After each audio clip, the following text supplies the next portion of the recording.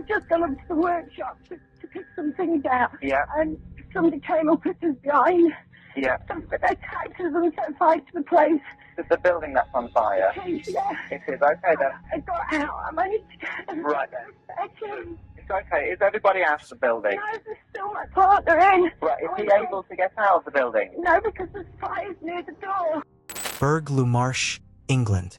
Sunday, the 13th of March, 2011. Firefighters rushed to the scene and were there within minutes. When they arrived, they found the caller, 43-year-old Julie Dixon, standing outside by the gate, hysterical and crying. Her hair had been singed and her face was covered with soot. Her partner David was still in the building and the fire crew needed to find him as quickly as possible. Julie was able to explain to them where in the building David was, saying, "He's locked in there, he's in there." They bundled him in. When the crew manager went into the building, he saw by a door a can of burning liquid. Other than that, there was no fire in the foyer. The acrid smell of smoke was suffocating and soot filled the air. The fire crew soon realized that the fire had actually burnt itself out. This was not a big fire that had engulfed the building.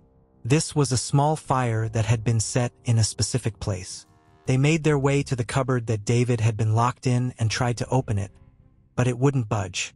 The door had been made by David himself and was incredibly secure and sturdy.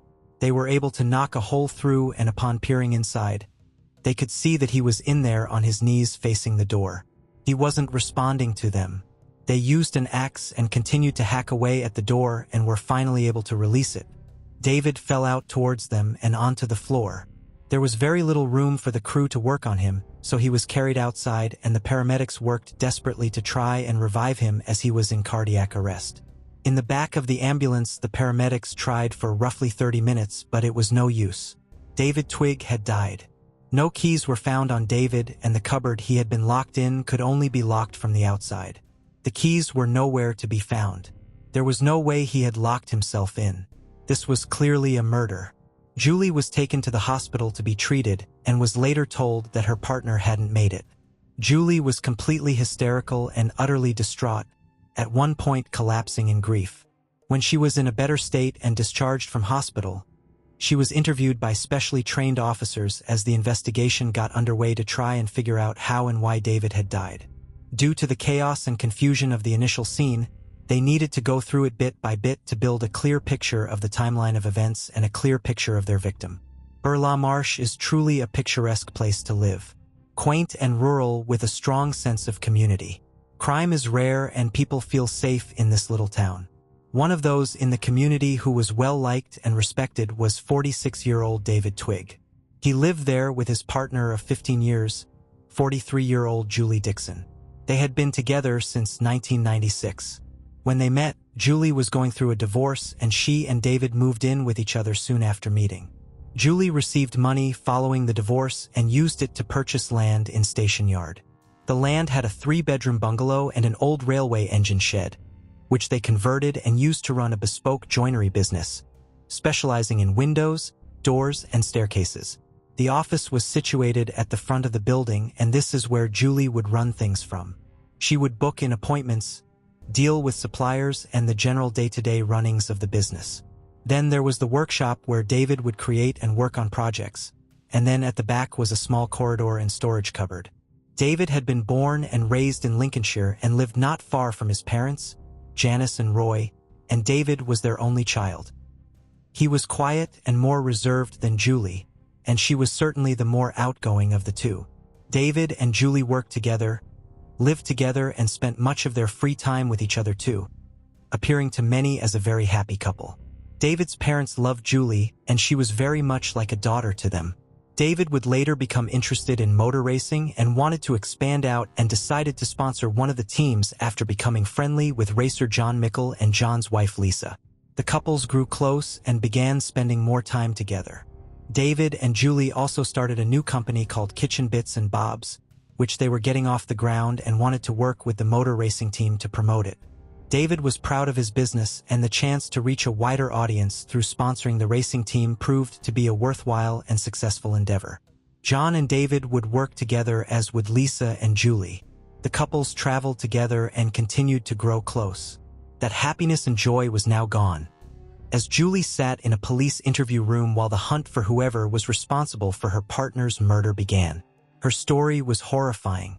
She said that although they had covered their faces, she thought they were white, but apart from that could give no further descriptions of them.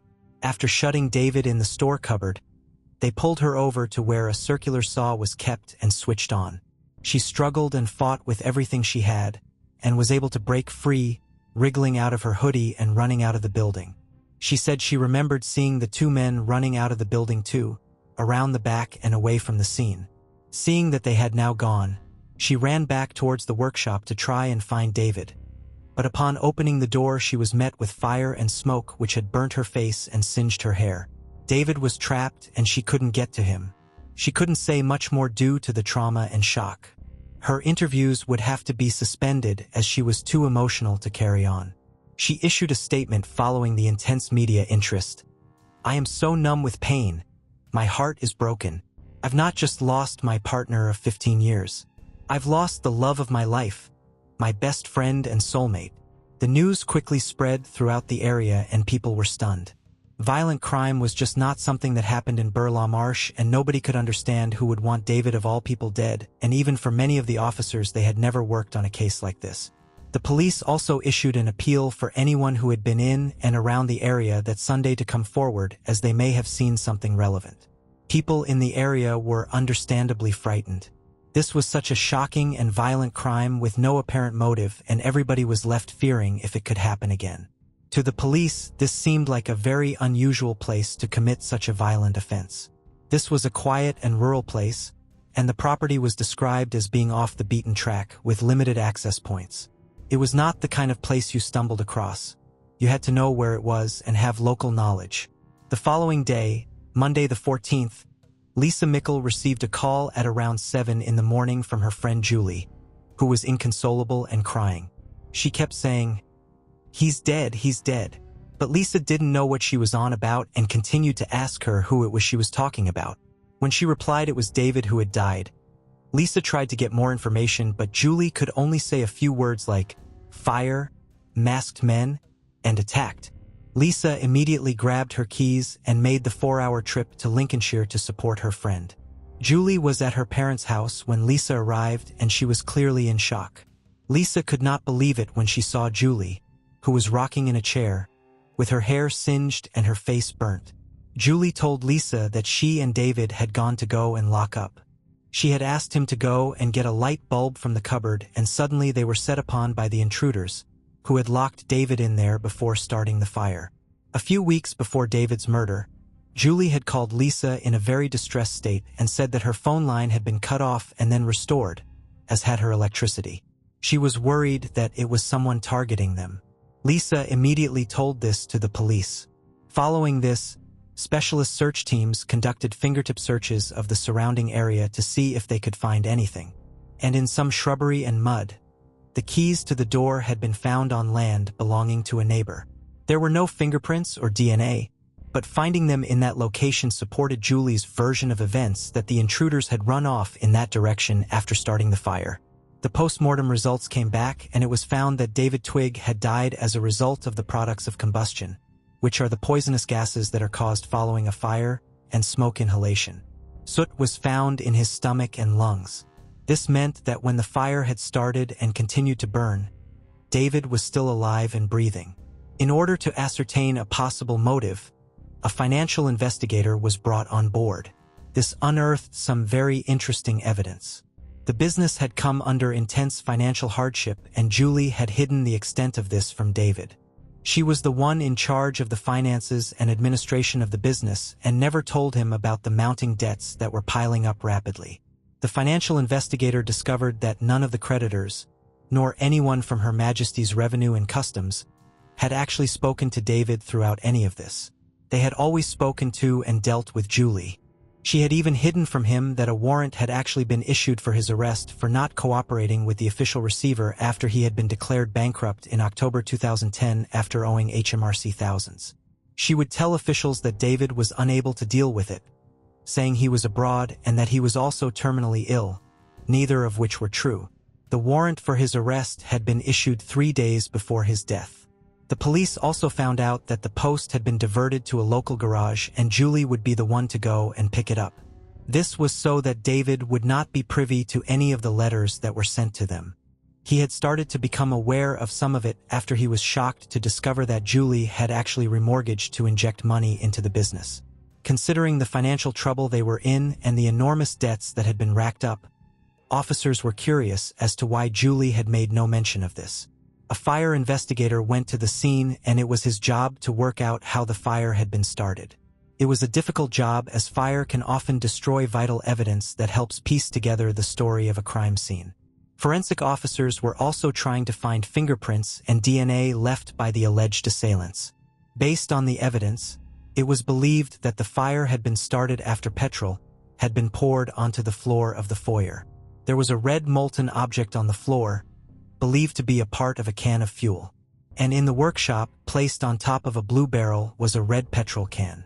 This appeared to be staged, and not the result of people running away after quickly starting the fire.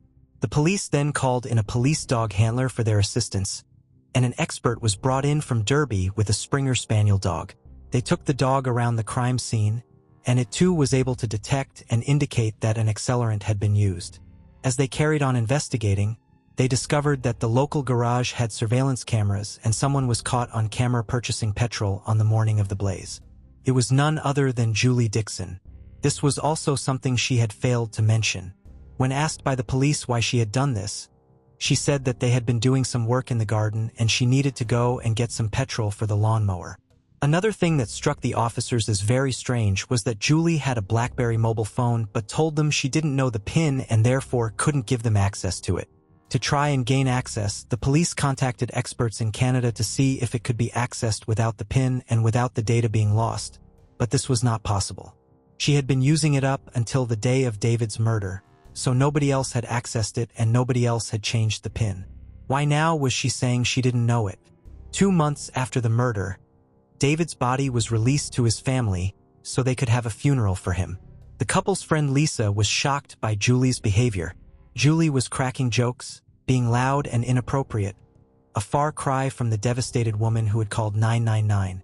Her behavior was erratic and attracting attention, and Lisa said she began to feel in her gut that something was very, very wrong.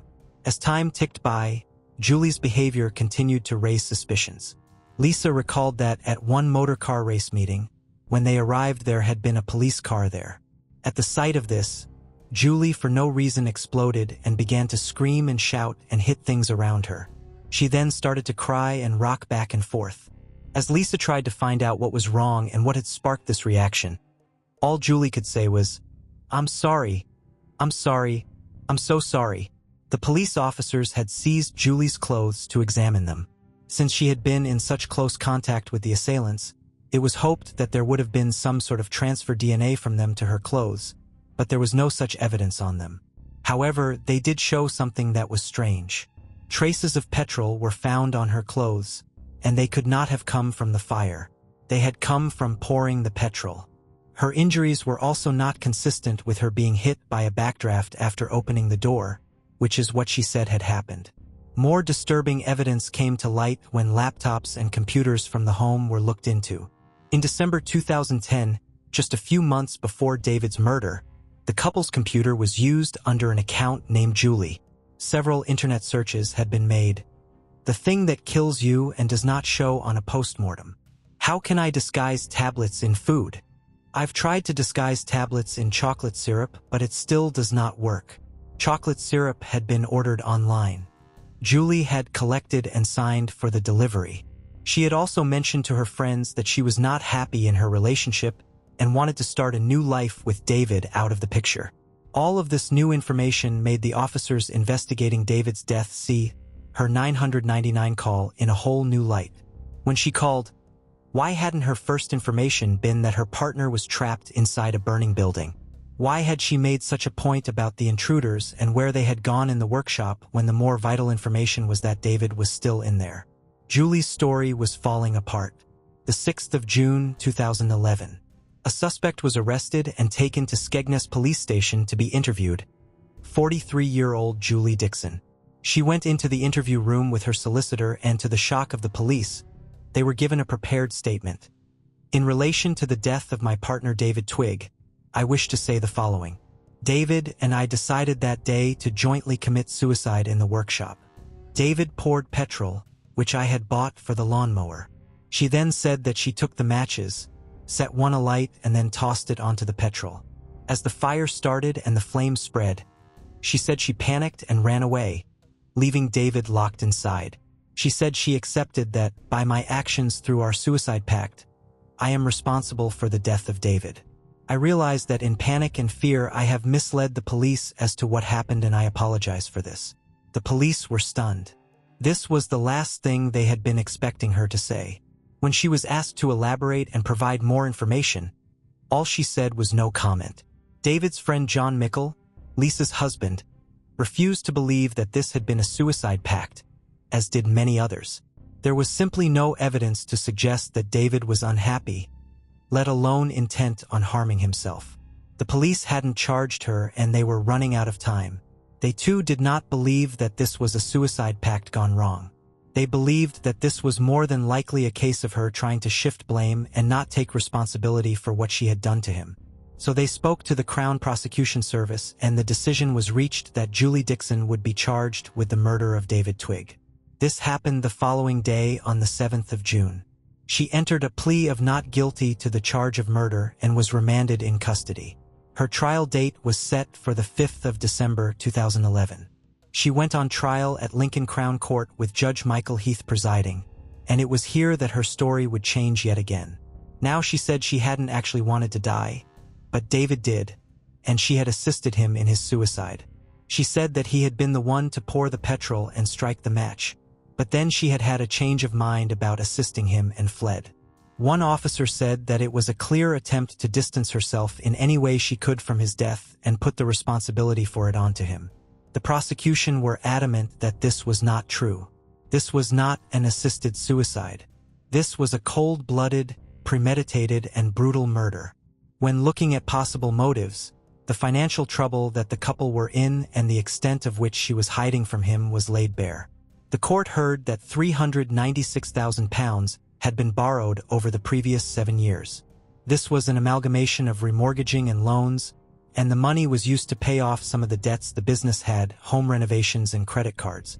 Julie said that David was aware of the mounting debts and financial problems, and said that she had never taken any money from the business for her own personal spending. She also denied forging his signature to remove money from the account. She said he knew he had been made bankrupt and described him as distraught. To the shock of the court on the second day of her trial on the 7th of December, Julie Dixon changed her plea and pleaded guilty, breaking down in tears as she addressed the judge. She said that the reason for changing her plea was because it was not fair to the family and she didn't want to put them through it. Judge Heath said, "How hollow those words sounded when they were uttered. How hypocritical they were." Following this, it was left to the judge to decide on the facts of the case and the motive. Over the following 5 days, the many different stories Julie had told were presented to the court. Firstly, the intruders, then it being a suicide pact, then an assisted suicide, and the lies upon lies she had told to investigators and friends and family. The house of cards she had built up around herself by hiding mail, intercepting calls, lying to Lisa about being targeted by unknown assailants, and not being honest about the financial issues to David, was all starting to collapse around her. The bailiffs were going to go to the property to remove assets and recover some of the money that was owed, and she could not keep up her lies for much longer, thus providing a motive for wanting David out of the picture. The prosecution put forward what they believed had happened that day. They said that she had lured David into the cupboard before running out and locking him inside. She had then poured petrol on the floor, struck the match, and started the fire. This had caused a vapor cloud which had singed her hair and burnt her face. This was what her injuries were consistent with. While David was consumed by the smoke that was rushing in under the door, she ran outside and threw the keys away. She then went to the bathroom in the bungalow to wash her hands and saw in the mirror that she had been injured by the vapor cloud. This was something that she hadn't planned for. Singed hair was found in the bathroom sink and it belonged to Julie. This meant that while her partner lay dying in a small, dark cupboard, she was in the bungalow looking at herself in the mirror before staging her call to 999. The prosecution said the critical question in this case may well be who locked the storeroom door. It is our case that this defendant, Julie Dixon, locked the door, and her purpose in doing so was murder. There was no light in the cupboard and no windows either. David would have been in total darkness as the smoke rushed in and took his life. After all the evidence was presented, the judge sided with the prosecution. 43-year-old Julie Dixon was sentenced to life in prison with a minimum term of 23 years. The judge said that the call Julie had made to the emergency services and later how she had behaved in hospital would be worthy of the highest praise had she been an actress in a fictional drama and would have merited an Oscar. He also said she was interviewed as a victim of crime, behaving like one. She gave a detailed, untruthful account of what had happened, punctuated by tears and sobbing. It was all a charade, her account being made up. That was designed to mislead the police. She lied and lied and lied. David Twigg was an amiable, hardworking, and honorable man. What you did to him was evil. There was a significant degree of planning and premeditation. The pain that your prolonged and multiple lying has caused David Twigg's parents can only be imagined. The judge said that Julie's assertion that David had wanted to die was a pack of lies. Detective Chief Inspector Stuart Gibbons said, "At no stage in the police interview or the court case did she show any remorse or reason why she did what she did. We may never know the motive." After she was sentenced, David's parents said, "We have lost our only son David at the hands of someone we have loved and treated as a daughter." David was a kind, decent, hardworking man who took great pride in that work and the service he provided to people. We do not want to comment on our thoughts about Julie Dixon, who is finally admitted to murdering our wonderful son, but have to say we are happy to see justice finally being done and will leave her with her own thoughts. The pain caused by Julie Dixon's lies is quite simply impossible to comprehend. David Twigg was a man whom many loved and respected. He was friendly, kind, and would do anything for anyone. He had worked hard to build up his businesses and his standing within his close-knit community. His life was ended in a brutal way that many of us can scarcely begin to imagine, at the hands of a woman he had given 15 years of his life to. For his devastated parents, their lives forever changed that Sunday evening in 2011. His mum Janice said, "David was all Roy and I had. Not being able to see him or speak and talk with him and tell him how much we love him is very hard to accept."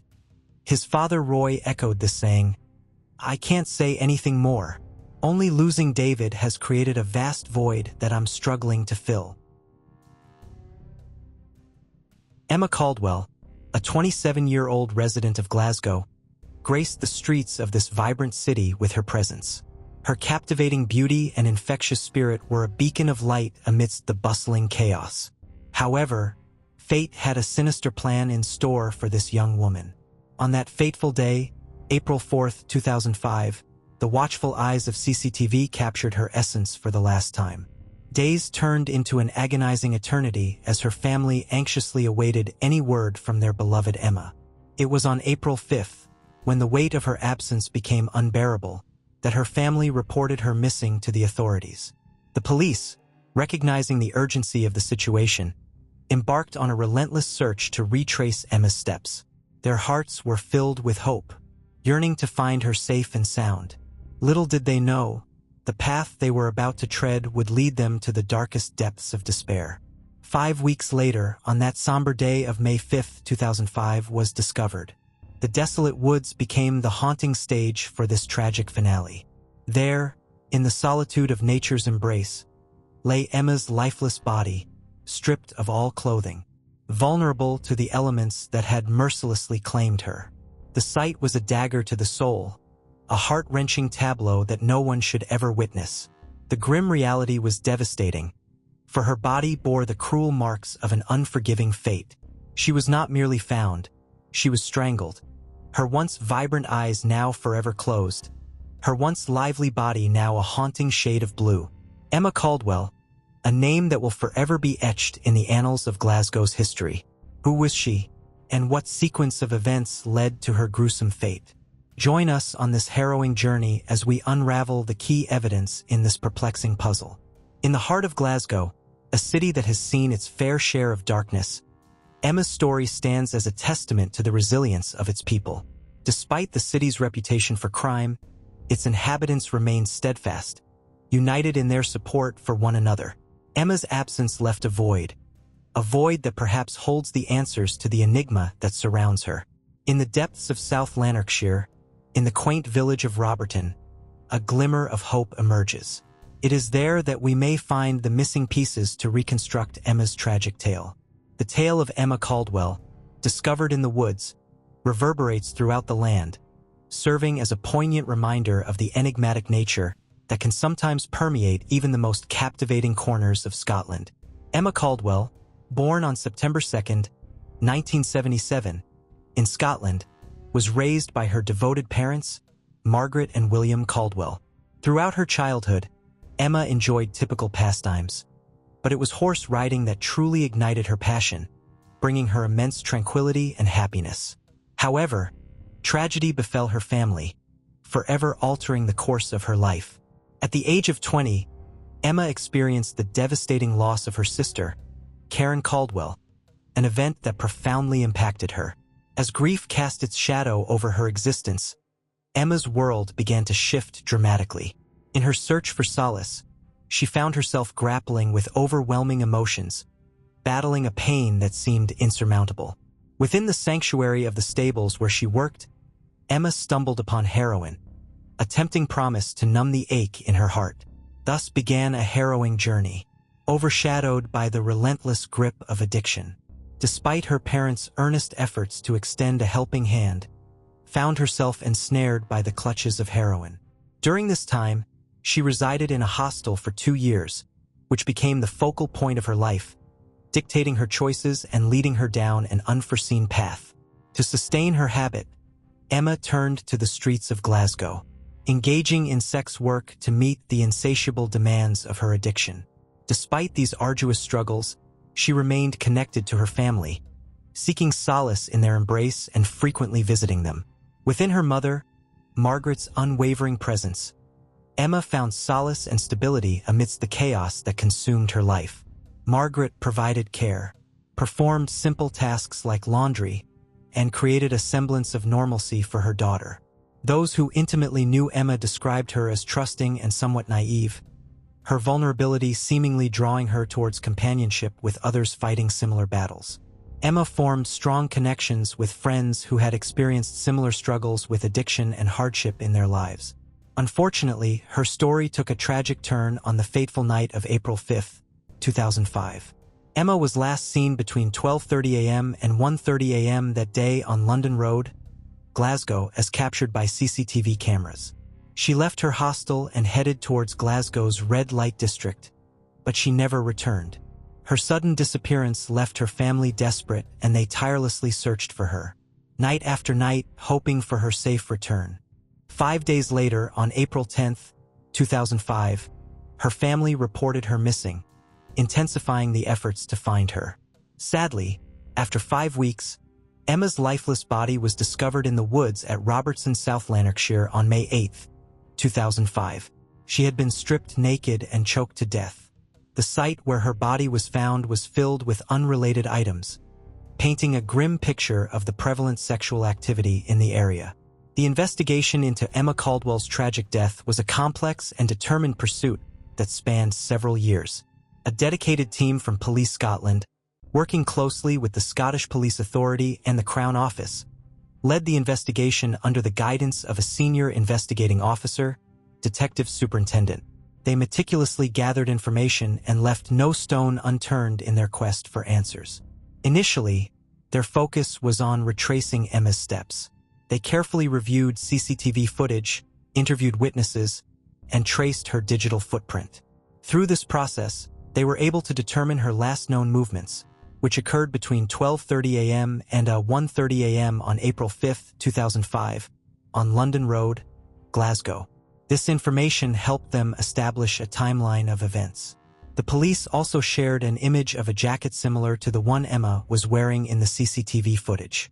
The missing dark brown suede jacket with an imitation fur collar and cuffs, along with the dark-colored handbag, still eludes discovery. As they combed through the scenes, They unearthed a plethora of clues, each shedding light on a different aspect of the truth. The uncovering of women's clothing in torn magazines strewn across the woods where Emma's body was found prompted a thorough investigation. While these items were not directly linked to Emma, they added to the enigmatic tapestry. Delving into Emma Caldwell's client list, they stumbled upon a diverse array of individuals, ranging from bankers to students, priests, and even a police officer. One particular client emerged as the last person to have contact with Emma on the fateful night she vanished. Tracing her final phone signal to a Turkish cafe, the police swiftly descended upon the establishment upon discovering traces of Emma's blood on the bedding. The origins of the blood remained ambiguous, hinting at potential violence or illicit activities within the cafe. The investigation took a dark turn as harrowing tales from other Glasgow workers surfaced, painting a chilling portrait of the perils these women endured. Accounts of leaving hair in clients' cars for safety, dropping subtle hints out of fear of attacks, and horrifying encounters at the Turkish cafe came to light. Despite covert surveillance for 2 years and thousands of conversations recorded, the men at the cafe remained tight-lipped about Emma's murder. While arrests were made, the case crumbled due to insufficient evidence, marking a glaring setback in the inquiry. In the pursuit of unraveling the enigma surrounding Emma Caldwell's tragic demise, the diligent investigators meticulously scrutinized various individuals. Amongst them, a man of 32 winters named Ian Packer, possessing an equally rugged demeanor, captivated their attention. Packer's significance arose from his deep-rooted connections within the community and his previous affiliations. His extensive network encompassed frequent encounters with individuals entrenched in Glasgow's notorious red light district, including both workers and other denizens associated with the area. Witnesses provided bone-chilling accounts, and those who bore witness to peculiar occurrences spun tales that seemed to intertwine him with locations reminiscent of where Emma's lifeless body was discovered. Packer's recurrent interactions with the authorities, coupled with his disconcerting past, aroused suspicion. The investigation into the untimely demise of Emma Caldwell encountered numerous obstacles, concealing the true veracity of the matter.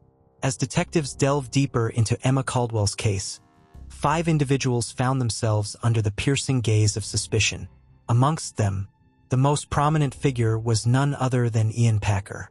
Packer, a frequent patron of Emma's services, emerged as a central figure due to his incessant interactions with her. A multitude of sex workers expressed their unease regarding his recurring presence alongside Emma, deeming him a dubious character. Their vivid recollections recounted instances of coercion, explosive fits of rage, and aggressive behavior, often transpiring in secluded woodland areas akin to the location where Emma's lifeless form was discovered. Apart from Packer, the investigative spotlight also illuminated 4 other men: Hussein Kobanoglu, now 63, hailing from Irvine; Halil Kandel, a 42-year-old man from Qatar; Abu Bakir Anku, 39, from Springbogue; and Mustafa Soylames, who was 44 years old. Initially charged with Emma's murder in 2007, their names were thrust into the realm of suspicion. However, within a year, the case crumbled under the weight of police and prosecution errors, plunging the investigation into disarray. Packer, cunningly evading charges, precipitated a costly £4 million endeavor christened Operation Guard. Translated transcripts were fiercely disputed, and surveillance recordings failed to provide unequivocal evidence, leaving the truth shrouded in darkness. In 2015, a reinvestigation was initiated, uncovering the unauthorized seizure of phone data from whistleblowers. Unfortunately, only one conviction was obtained through a retrial, which is a disheartening outcome considering the 7 murders that were investigated. Ian Packer, born in 1973, emerged as a significant suspect during the reinvestigation due to his frequent interactions with Emma Caldwell. Troublingly, workers reported that Packer had a habit of taking them to secluded wooded areas similar to where Emma's body was discovered. He now faces accusations of 45 other offenses, including 11 counts of alleged abduction, indecent assault, and sexual assault involving multiple women. These charges also involve 3 men and 1 boy who are listed as victims of alleged assaults. Additionally, Packer is accused of engaging in lewd or inappropriate behavior. Witness testimonies have painted a disturbing picture describing instances of coercion, angry outbursts, and aggressive behavior that align with Packer's known conduct. One specific incident involving accusations of inappropriate behavior behind billboards has added a sinister layer to the suspicions surrounding him. As the investigation progressed, Packer shifted from denying any involvement to admitting to multiple interactions with Emma during an interview with a journalist. Despite acknowledging his presence in the woods on several occasions, he vehemently denies any connection to her tragic death. However, his troubled past, which includes a history of violence against women and a conviction for throttling his ex-partner, has raised alarming concerns. Now, 51 years old in 2024, Ian Packer is facing serious charges.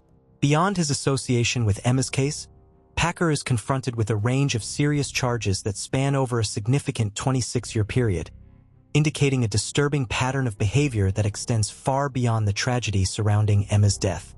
Furthermore, Packer's involvement in assaulting his former girlfriend in Clarkston Airdrie between November 1st and November 30th, 2018, led to his arrest in November.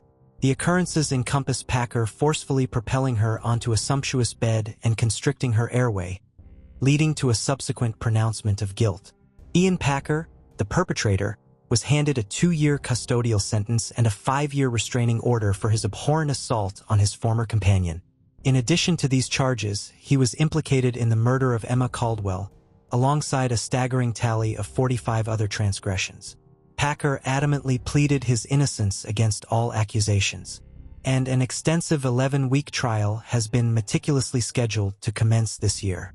These unfolding events serve to further entangle the intricate web of Packer's character, shedding light on a sordid past marred by a series of criminal misdeeds, which may potentially intertwine with the ongoing investigation into the untimely demise of Emma Caldwell. Rural Oklahoma community was left in shock by the tragic events that unfolded in 1999.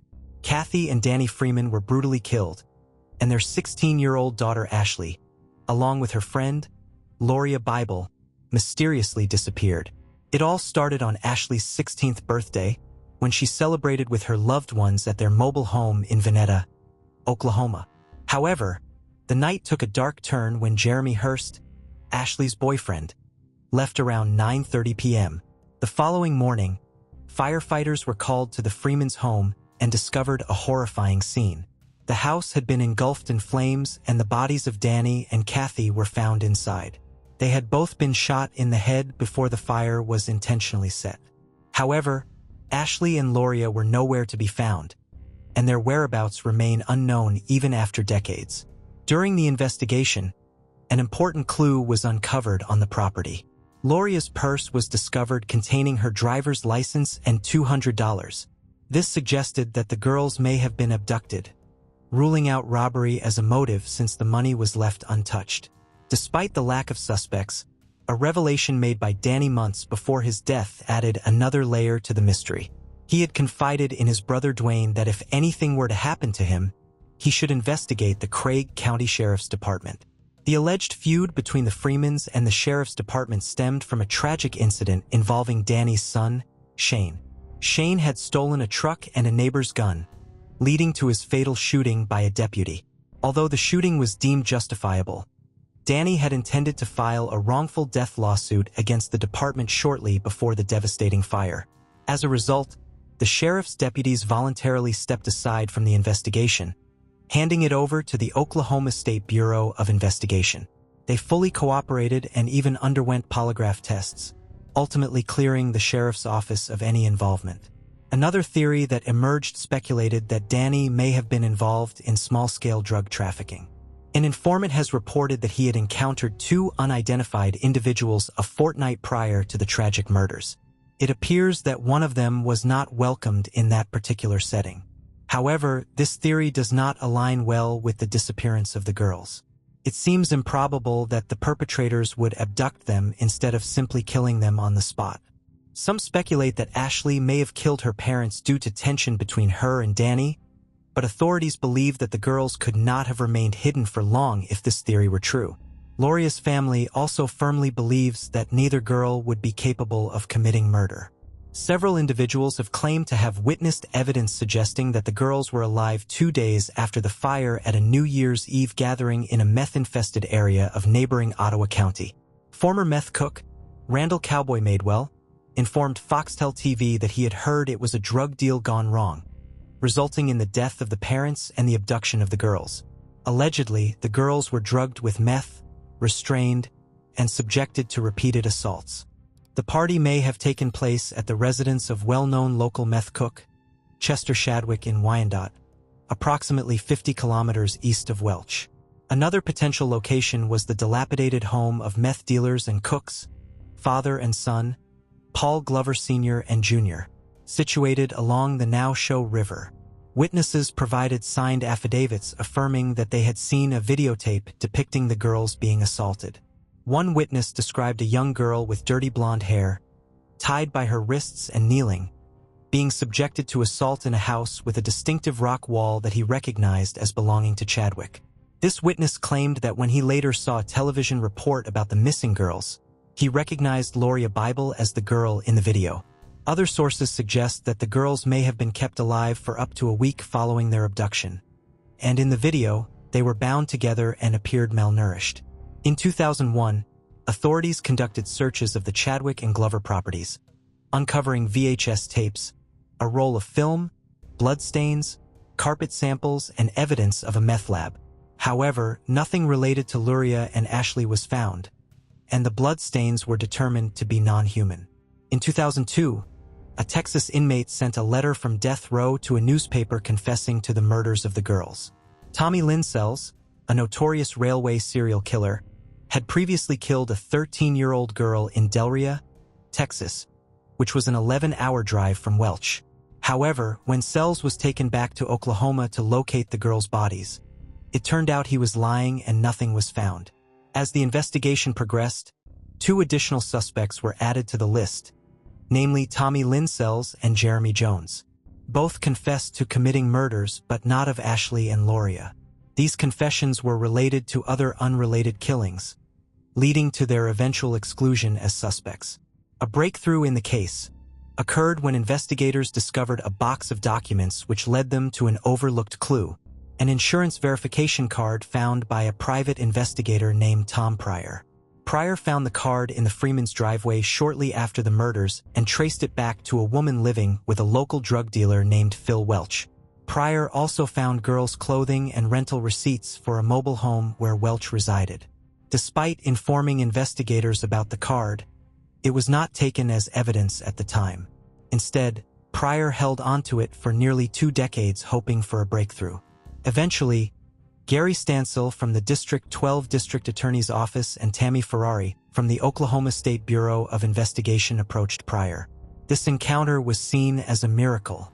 The investigators alleged that Welch, along with David Pennington and Ronnie Busick, murdered Ashley's parents due to a drug debt and subsequently kidnapped the teenagers, ultimately leading to their deaths. It is believed that Welch, Pennington, and Busick went to the property on the night in question to confront Danny Freeman about the debt.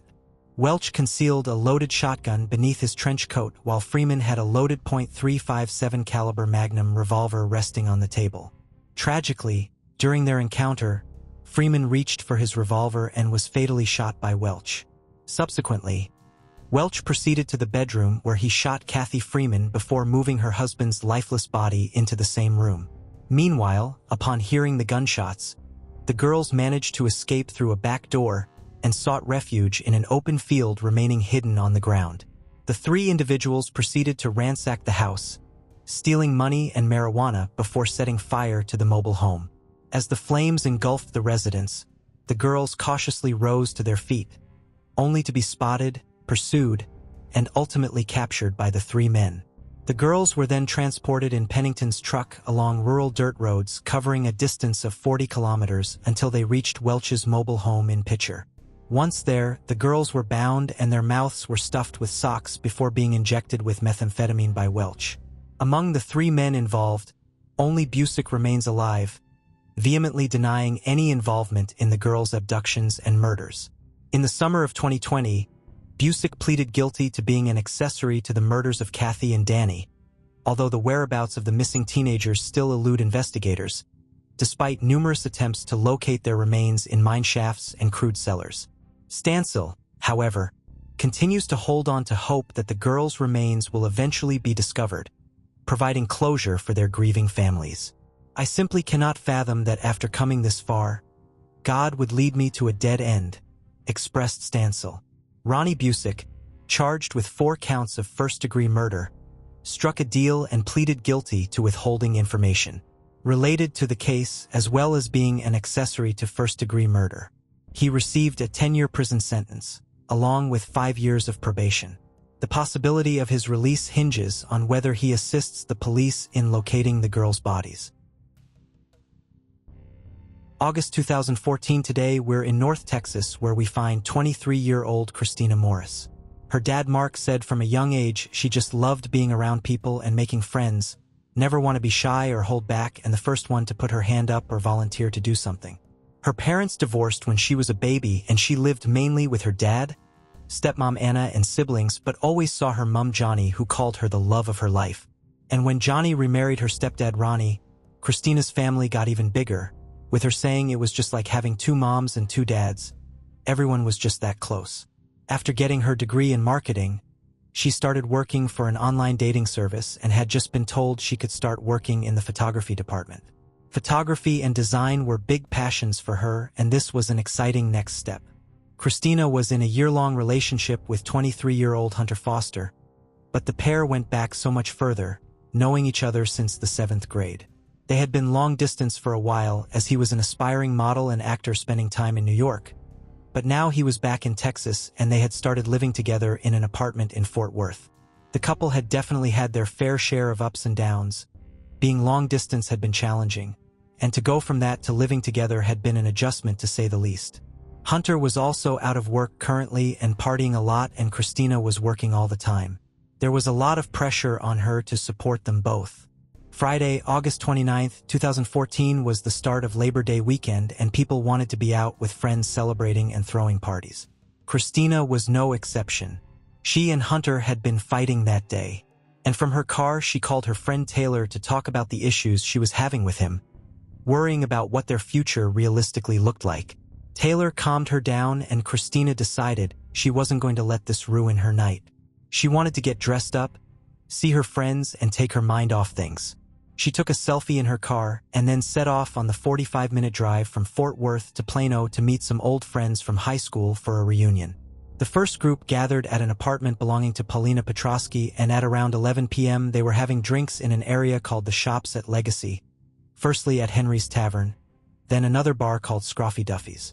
Christina, Paulina, and 2 more people, Sabrina Boss and Enrique Orochi, were all picked up on camera walking down a street at 11:35 p.m. When the last call for drinks rang out, they returned to Paulina's apartment with several more people from school. People at the party said everyone was pretty drunk, but Christina only had a couple of drinks in case she decided to drive home.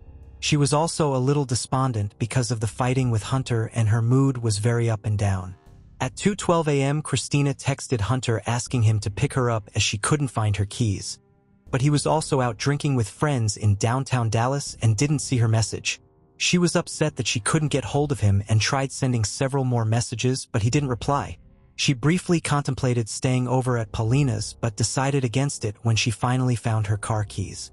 She wanted to see Hunter, sort things out, and was going to drive back. As her battery was on its final bars, she texted Hunter again saying, "I'm sorry. I really am sorry. Why can't you talk to me? Good night. I hope you're okay. Because I'm not. Phone's dead." Then she left Paulina's and started walking to her car. It was just before 4 a.m. and the night was definitely over for everyone. As people began to stir a few hours later, some slightly worse for wear, people were texting each other to make sure everyone got home okay. But Christina wasn't replying to anyone, and her phone was going straight to voicemail. She did have a shift that day, so maybe she was still sleeping or getting ready for work. But her shift came and went, and Christina was a no-show. A couple more days would pass, and she had now missed 2 shifts at work. Her friends contacted her mom, Johnny. She hadn't heard anything, and with a feeling in her stomach she had never had before, She called Hunter, who didn't answer, and her ex-husband, Mark, who did, but he was none the wiser. At 11 p.m. on the 2nd of September, a missing persons report was filed. Detectives went to Paulina's apartment, and she told them where Christina had left her car that night. When they got to the parking lot, alarmingly, her car was still there, parked up on the first floor, still locked. When Mark and Anna got there at about midnight, they opened it. Neither her phone nor bag were in there. There didn't appear to be any signs of a struggle nearby. Her car doors hadn't been forced open, and nothing appeared to have been dropped on the ground either. She definitely hadn't reached her car that night, so something had happened to her on the way. Paulina told police that she saw Christina leave her apartment with Enrique Orochi, but what happened after they left? She had no clue. What did she know about Enrique, they asked. The answer was very little. Paulina herself had only met Enrique a couple of months beforehand, and the only thing they had in common with him was the fact they went to school together, but hadn't ever really spoken. They knew his face, but they didn't really know anything about him. However, given the fact it was a school reunion, she had invited him along to join. Detectives gave Enrique a call, and he said he wanted to help as best he could. Unfortunately, though, his memory was hazy. That night he had about 10 shots, 5 or 6 beers, some Adderall and weed, and that was just what he could remember. He said he'd spoken only a few words to Christina over the evening. He added that when he mixed drinks, he sometimes blacked out and forgot big chunks of time.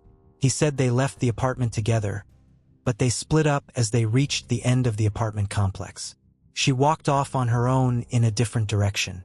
Enrique remembered her making a phone call to someone and heard her raising her voice, although he didn't know the ins and outs. She had been fighting with Hunter all day, and police had to establish that he hadn't come to pick her up or meet her on the way, and something bad had happened. He hadn't tried to make contact with her, and he hadn't reported her missing to anyone. Hunter told detectives that when she didn't come home, he assumed that she was staying with her parents, or maybe she had been picked up for a DUI. He'd lost his phone while he was out, which was why he was off the radar, and he said in general he was just distracted with other things. Records showed a call from Enrique's cell phone at 3:50 a.m. to Hunter. It seemed Christina was also trying to use his phone to get hold of him. The phone call was followed by 2 text messages, one at 3:53 a.m. and one at 3:55 a.m. They asked to look through Hunter's phone, but he said he felt uncomfortable handing it over and would rather leave the station if he was free to do so. They thought it was definitely an odd reaction to have, considering his girlfriend of a year was missing under quite serious circumstances, but given the fact they had been arguing, it was possible he just wanted to give them both space, and everything he was saying was totally plausible. And a few calls to his friends did completely rule him out. He could be accounted for all night and over the following days. Using cell phone pings and bank information, it was also confirmed that Hunter had not been near the Plano area at all. Later, it would turn out he had sold drugs to an undercover federal officer in downtown Dallas, which was why he did not want to hand over his phone, and which would also become part of his alibi. Police were at square one again and circled back to the people at the party. Enrique Orochi, even people at the party, said it was really strange to hear his name in these circumstances. Enrique hadn't even paid attention to Christina that night. The pair had barely spoken. He was far more focused on another guest, Sabrina, the fourth and final person on the CCTV at 11:30 p.m., walking down the street to the bars. Things had got awkward at Paulina's apartment when Enrique refused to move off the seat because he wanted to sit next to Sabrina, getting angry when she didn't want to sit with him. Sabrina eventually went into the spare bedroom to sleep, and a few minutes later, Enrique followed her and saying, "Fine, I'll just go home." He then started getting ready to leave, tagging along with Christina as she was leaving too. Another guest and friend of Christina's, Steven, had called her about 10 minutes after she and Enrique left to see if she'd made it to her car. She told him that they were almost there and that she would text him when she was. At this point, she was not on her own, as Enrique had said. She was still with him. 5 minutes later, Steven texted her again to see if she got there, but she didn't reply, and the messages were being delivered as green, indicating she had no service. This was further confirmed by CCTV, which had picked up both Enrique and Christina walking together. Firstly, just outside a bank heading in the direction of the parking lot. and secondly, just as they were walking into the parking area. A clip of CCTV can't always show a full picture, but police felt confident that it looked as if she was walking with Enrique willingly, sometimes even trailing behind him, and it didn't look like she was under any duress. Unfortunately, the cameras pointing at Christina's car on the inside was only activated by motion and nothing else was picked up. Nothing until 3 minutes later when another camera showed Enrique's car pulling out. But Christina's car never moved, and she never left on foot either. The only way for her to have left that building was in someone else's car. The only conclusion to draw was that it was Enrique's car she was in. The only other car that was picked up leaving the parking lot at around the same time was confirmed to be an Uber driver looking for his passenger. Both the driver and passenger could be accounted for as they followed more cameras and phone pings, and they confidently ruled both out. After they saw this footage, they asked Enrique to come into the station again. They pulled out a diagram of the parking area and told him to point to where everything had happened. He told them the same story and said he was parking in a totally different area, which would have required him to enter through a different way, and they had separated long before they got there. Police showed him the footage, knowing this was just not true. He suddenly went quiet, seemed a little surprised and hesitant, but then he had a change of story, and told the detectives that he and Christina had indeed walked to their cars together. The pair were in fact parked near each other, and perhaps during the night he had moved his car and forgotten. But still, police did not have any footage of her entering his car. No physical evidence at the scene and no motive for why he might be involved. Detectives asked to search his car, but he said he had a business meeting the next day, so he needed his car to be available for it. He had scratches and bruises on his body, bloodied knuckles, and a mark which police thought might be a bite. He said these were all injuries that came from fixing his car. A tire fell on him which bruised his arm, and in a rage he punched his car, leaving a dent in the side of it. But then he changed his story again and said he'd been in a fight but didn't say who with. When he finally let them look at his vehicle, it was clear it had been recently vacuumed and cleaned. They saw the dent he was referring to, but they didn't have a proper warrant to look any deeper. Enrique was allowed to leave again, and police said he was not considered a person of interest in her disappearance at this time. They were still waiting on phone data analysis and were hoping this would show where he went after he left the lot. Enrique was a manager at an Allen Sprint store and had a shift that Saturday at 8 a.m., just 4 hours after he was seen with Christina. When they spoke to his coworker, she said he was 3 hours late to start his shift, and when he got there it was pretty obvious that something wasn't right. They said he looked like S******, walked with a limp and was complaining his ribs hurt. He was out of sorts all day. The reason he was late was because he had stopped at a car wash beforehand. The cameras at the car wash showed Enrique staring at his trunk for a while before opening it, scrubbing it and cleaning everything out. It was now 5 days into the search, and helicopters and drones were scouting the Plano area too. There was not a single clue anywhere, and despite a huge push for the public to come forward, her family giving out flyers to anyone that passed, no one had any information. The reward had now increased to $25,000. Their last real shot was Enrique and Christina's phone data, which would show which towers they pinged off, and since they walked into the parking lot, their phones had both been pinging off the same cell phone towers. At 4:56 a.m., Enrique and Christina's phones were pinging off the same cell phone towers for over an hour since the CCTV footage. At that point, her phone ran out of battery, but his continued to ping off of towers for another 30 minutes before he got to his house. Enrique had made an hour-and-a-half ride in total. Enrique was sticking to his story and even decided to go to the media to tell it. Hunter, who had now been cleared, was speaking a little to Christina's parents and the media. He said he was emotionally unstable and was riddled with guilt that he hadn't gone to meet her that night, thinking that if he'd gone, this wouldn't have happened. Christina's family and friends took to protesting, wanting answers from Enrique. Mark said, "What we really wish is that Enrique would talk. I'm not accusing him of anything, but he has to know something. It just doesn't make any sense." Enrique said he wasn't hiding. He was protecting himself. He said, "I pray for them every single day. Me and my family do.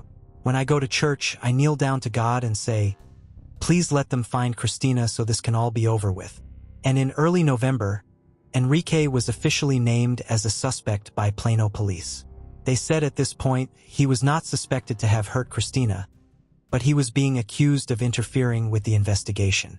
They now had a warrant to search and forensically examine his car, and DNA testing would finally give them what they needed. Christina's DNA was found inside the trunk of Enrique's car in several spots. It was such a large amount of DNA, it could not have been from a transfer. It could only have come from saliva or blood, and it was statistically impossible for the DNA to belong to anyone else.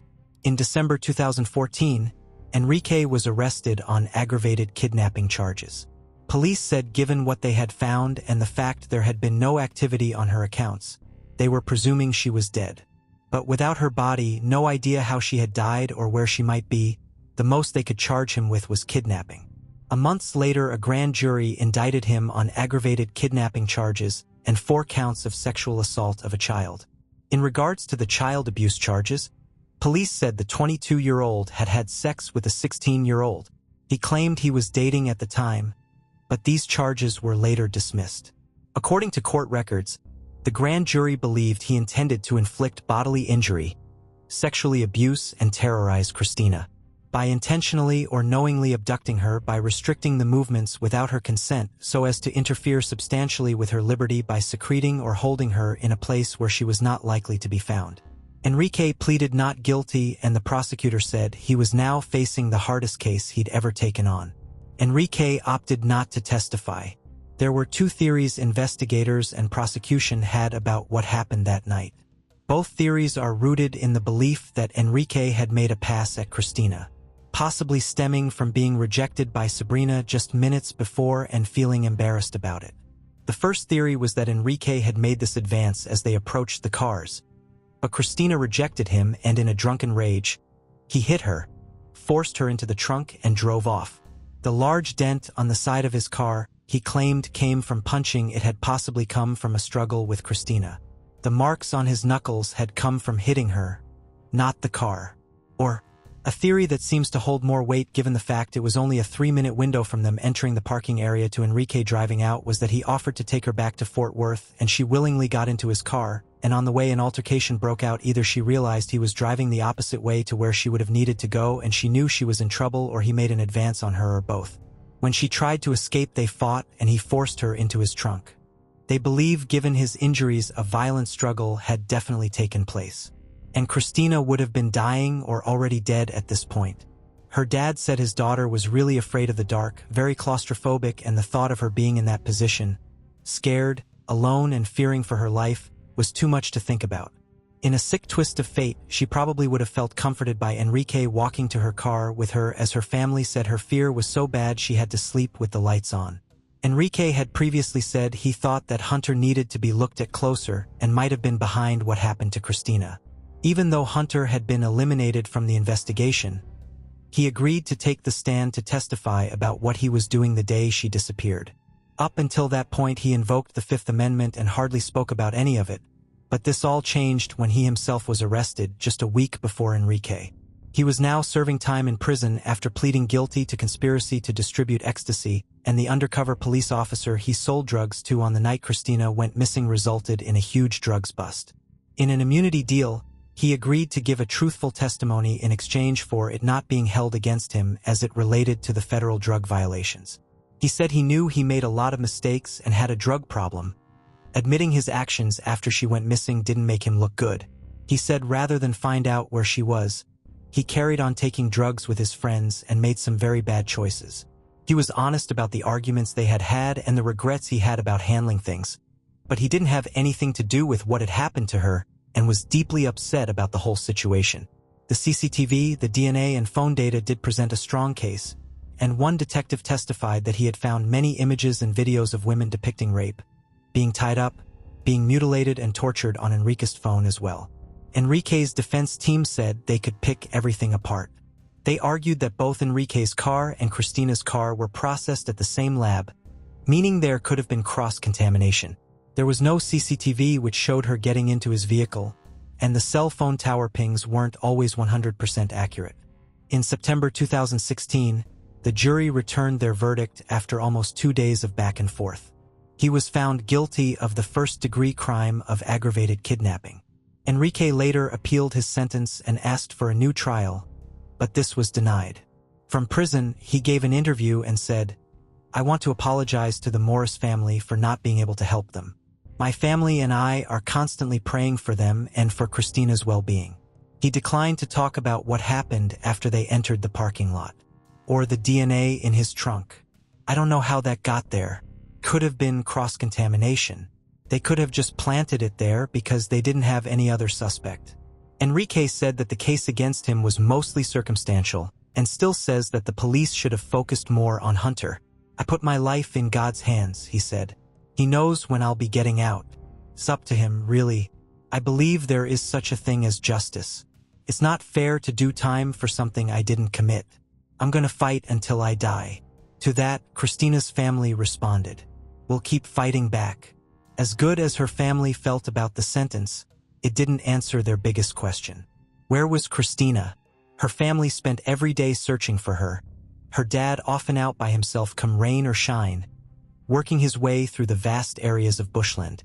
Her mother moved across the state to make searching for her daughter a full-time thing, giving up her job in the process. Despite police believing she was dead, Christina's family really believed she was alive and likely being held against her will somewhere. Her mother, Johnny, carried on leaving her voicemails, wrote to her daily, reached out to her on Facebook, typing out all her thoughts and feelings and everything that her daughter had been missing back home. 4 years since Christina had vanished and 2 years since Enrique was sentenced, in March 2018, investigators went back to an area they had already searched once before, and it was here, in a rural area of Anna, Texas, near a construction site, skeletal remains were found. They were now building new houses in the area and digging things up, and a construction worker had found a human skull. Alongside the bones were some items of clothing. The bones and clothing were soon positively identified as 23-year-old Christina Morris's. But 4 years later, it was impossible to determine how she had been killed. Despite the fact they had found her, so far no additional charges have been filed against Enrique. One lawyer said, "Would need to be another kidnapping conviction for him to be convicted of capital murder." A capital murder charge with a possible death sentence in a new case is not likely for Orochi, since he's already been tried for kidnapping. Charging for that again would require a capital case, but that is forbidden by double jeopardy rules. He is already serving life and nothing will extend this sentence, even if it does go to trial again and he is found guilty of murder. And as we all know now, the pandemic was just around the corner, which pushed everything back significantly. At the writing of this episode, Enrique has still never admitted to anything, so what happened that early morning remains in the dark. Christina's mom said she knew her daughter would be proud of them for never giving up on their search, and now they could finally bring her home. They could rest knowing she was at peace. Her stepmom Anna said, "We have a place now to go be with her and talk to her, but this isn't the way we wanted it to end. But there is some measure of peace in the fact that we do have her." Christina's sister Sarah reiterated this and added, "We never wanted closure, even if there was such a thing. We only wanted Christina." Nicole, born on July 4, 1980 in Erkelenz, Germany, had a complex family background. Raised by her mother, Angelika Tetmeyer, it was later revealed that Nicole was the result of an extramarital affair. However, a paternity test confirmed that a married man from their village was her biological father. Unfortunately, Nicole never had the opportunity to develop a relationship with him. A few months after her birth, Angelika met musician Ad van den Herk and they eventually got married and moved to Eindhoven in the Netherlands. Ad also had a son named Andy from a previous marriage and together they formed a blended family. However, their marriage did not last long due to Angelika's severe mental health issues. She often isolated herself and battled with depression. In 1989, Angelika and Ad divorced when Nicole was 8 years old.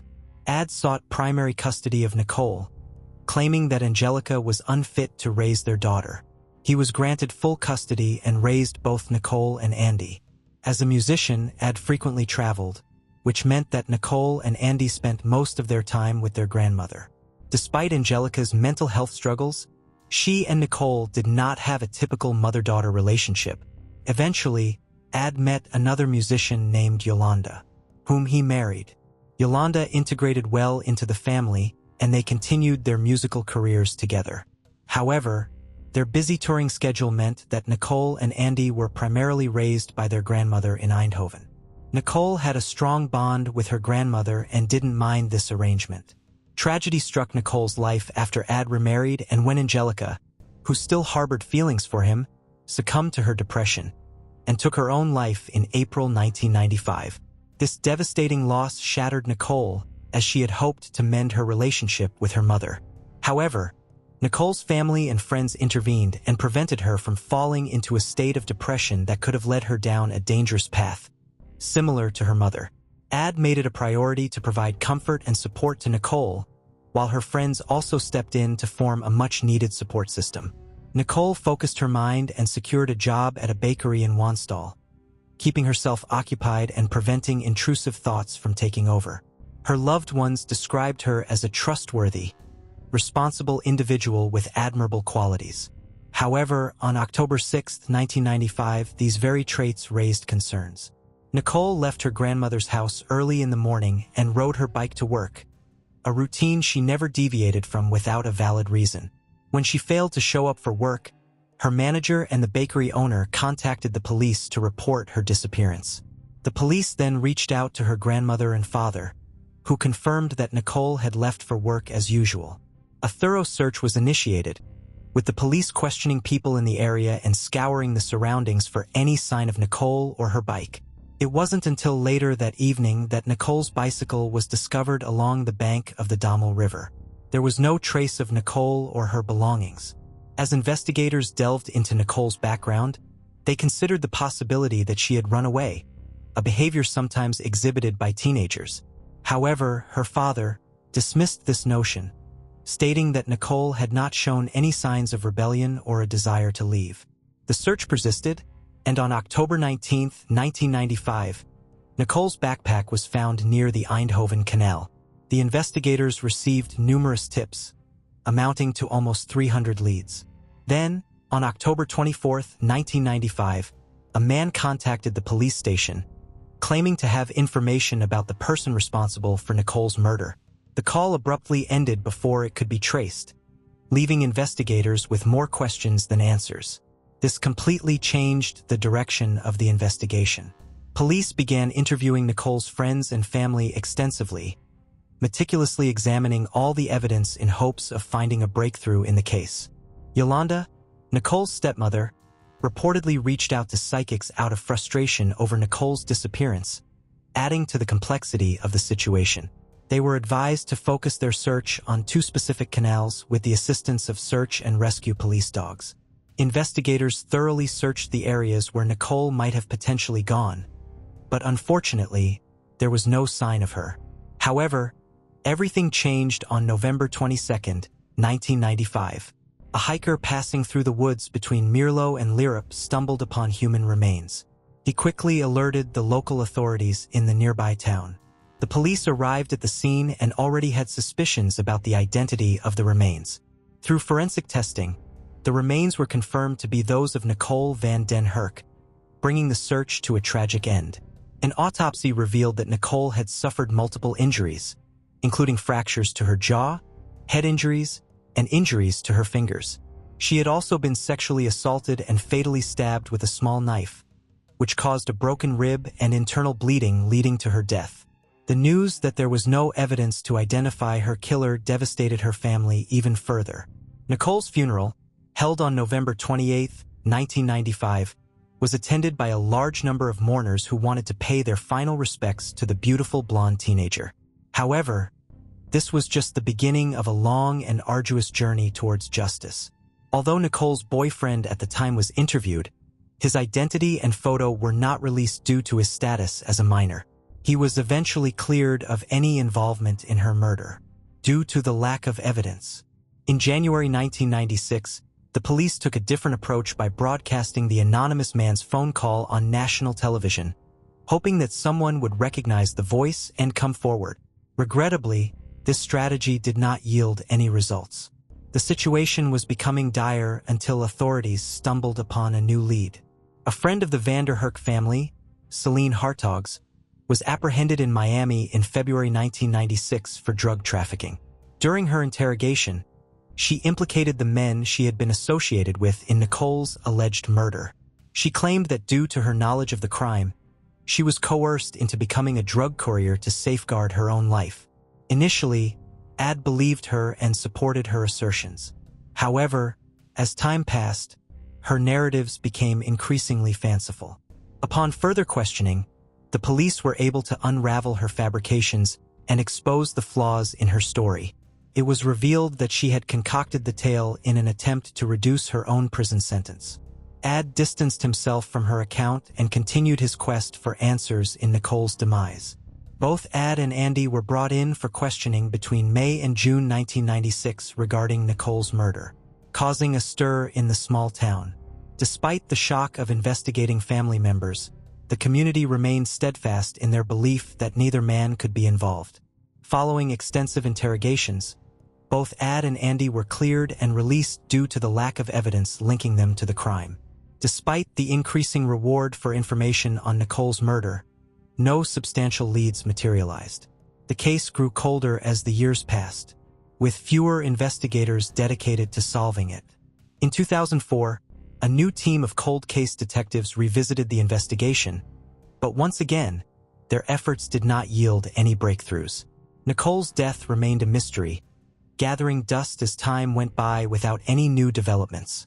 The family continued to grapple with the aftermath of Nicole's tragic passing, particularly impacting Andy, who shared a close bond with his stepsister despite being only 5 years her senior. After experiencing the tragic losses of Angelica and Nicole, he began to face psychological challenges. He turned to alcohol as a coping mechanism and battled with depression. Since Nicole's murder, he had distanced himself from his family and eventually decided to move to England in order to escape the painful reminders and memories associated with Nicole and the tragedy they endured. Meanwhile, remained in the Netherlands focusing on his music career and hoping for a miracle that would bring justice to Nicole's murder. However, Ad and Yolanda eventually separated and went their separate ways. Ad relocated to Spain but maintained contact with Andy through phone calls. Unfortunately, the emotional toll of Nicole's untimely demise strained their relationship over time. The situation reached a boiling point on March 8, 2011, when Andy made a shocking announcement on Facebook confessing to the murder of his sister and stating that he would be arrested. This post quickly gained attention and was shared numerous times. British police promptly arrested Andy, and he repeated his confession while in custody.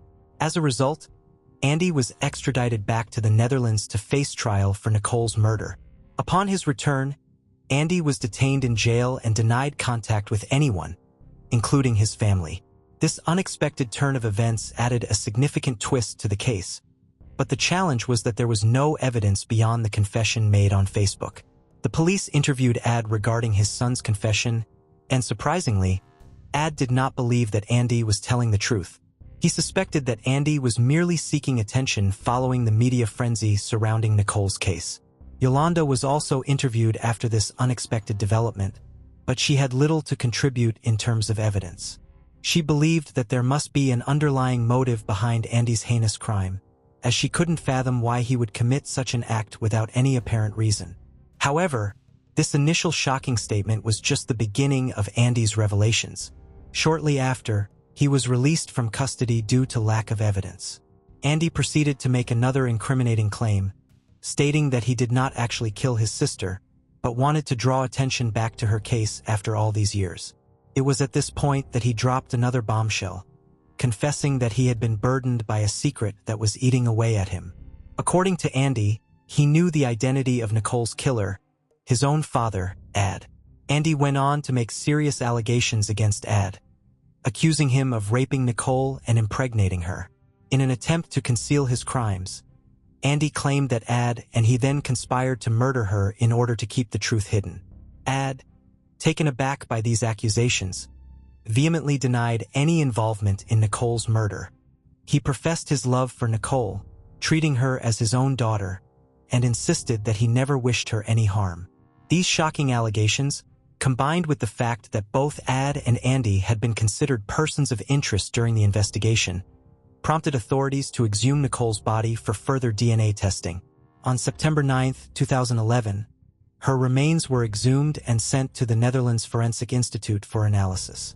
Andy's confessions had created a whirlwind of doubt, compelling investigators to leave no stone unturned in their pursuit of the truth.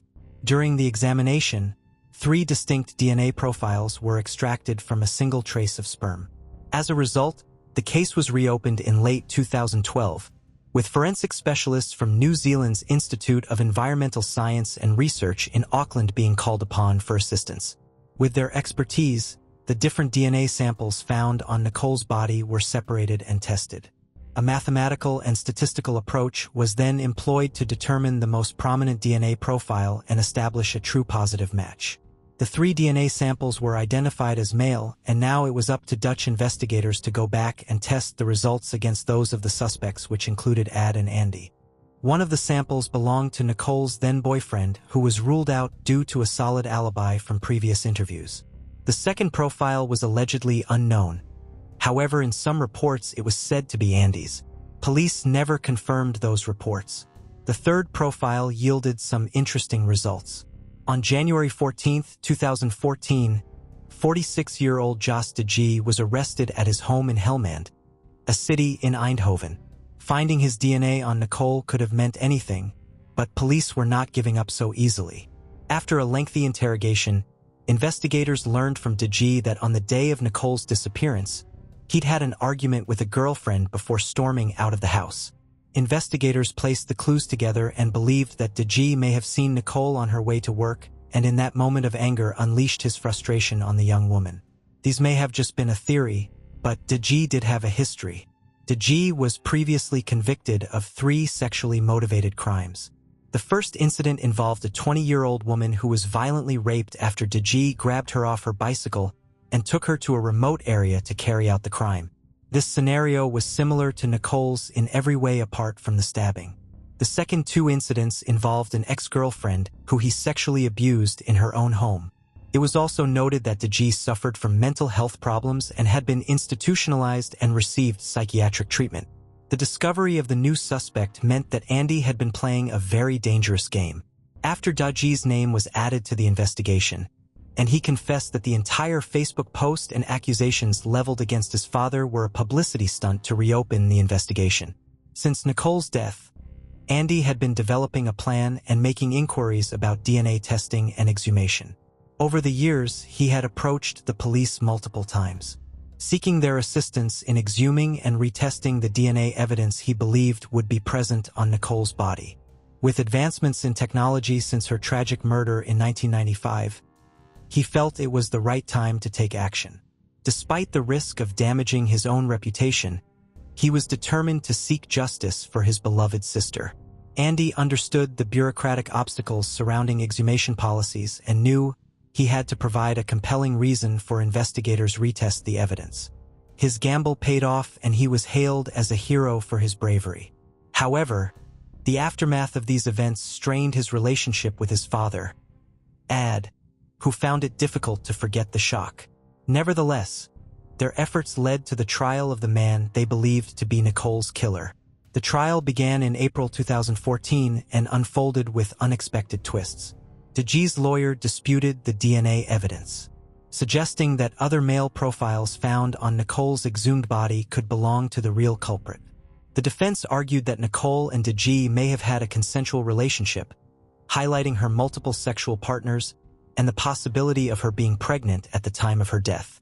The prosecution countered these claims, asserting that Nicole was simply in the wrong place at the wrong time. They acknowledged that there was no clear motive for her murder other than being a victim of opportunity, allowing de G to unleash his pent-up anger.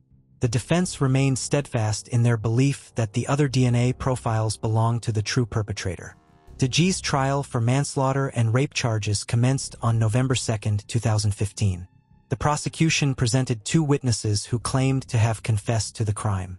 However, the defense team of de G put forth the argument that the witnesses who had been institutionalized alongside de G at the time were merely confessing in order to take advantage of the €15,000 reward that was being offered for additional information.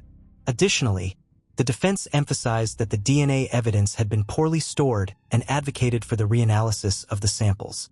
Despite the prosecution's claim that this was a delay tactic, the court agreed to conduct the tests once again, this time by a new team of forensic experts. As a result, the trial was postponed until the following year.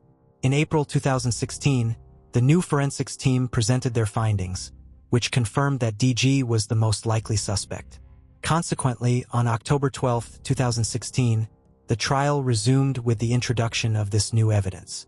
Undoubtedly, this was an extremely distressing process for the family involved. The prosecution argued that DG should be sentenced to 14 years in prison for the manslaughter and rape of Nicole, as it was highly improbable that a consensual relationship could have existed between DG and Nicole, given his background. They asserted that Nicole would not have willingly entered into a relationship with him. After careful consideration, and considering the fact that two separate DNA tests conducted by different teams pointed to DG as the most likely suspect, DG's acquittal was overturned on October 9, 2018, and he was sentenced to 12 years for the rape and manslaughter of Nicole. Following the conviction, life gradually returned to normal for the Van den Herk family. Both Andy and Ad were proven innocent through DNA results, providing them with a sense of relief. Andy returned to England and attempted to live the remainder of his life as normally as possible. However, in May 2022, another tragic event unfolded. Andy's neighbors began to notice his absence and became concerned, prompting them to request a welfare check by the police. Upon arrival, the police knocked on Andy's door but received no response, ultimately leading them to forcibly enter his apartment.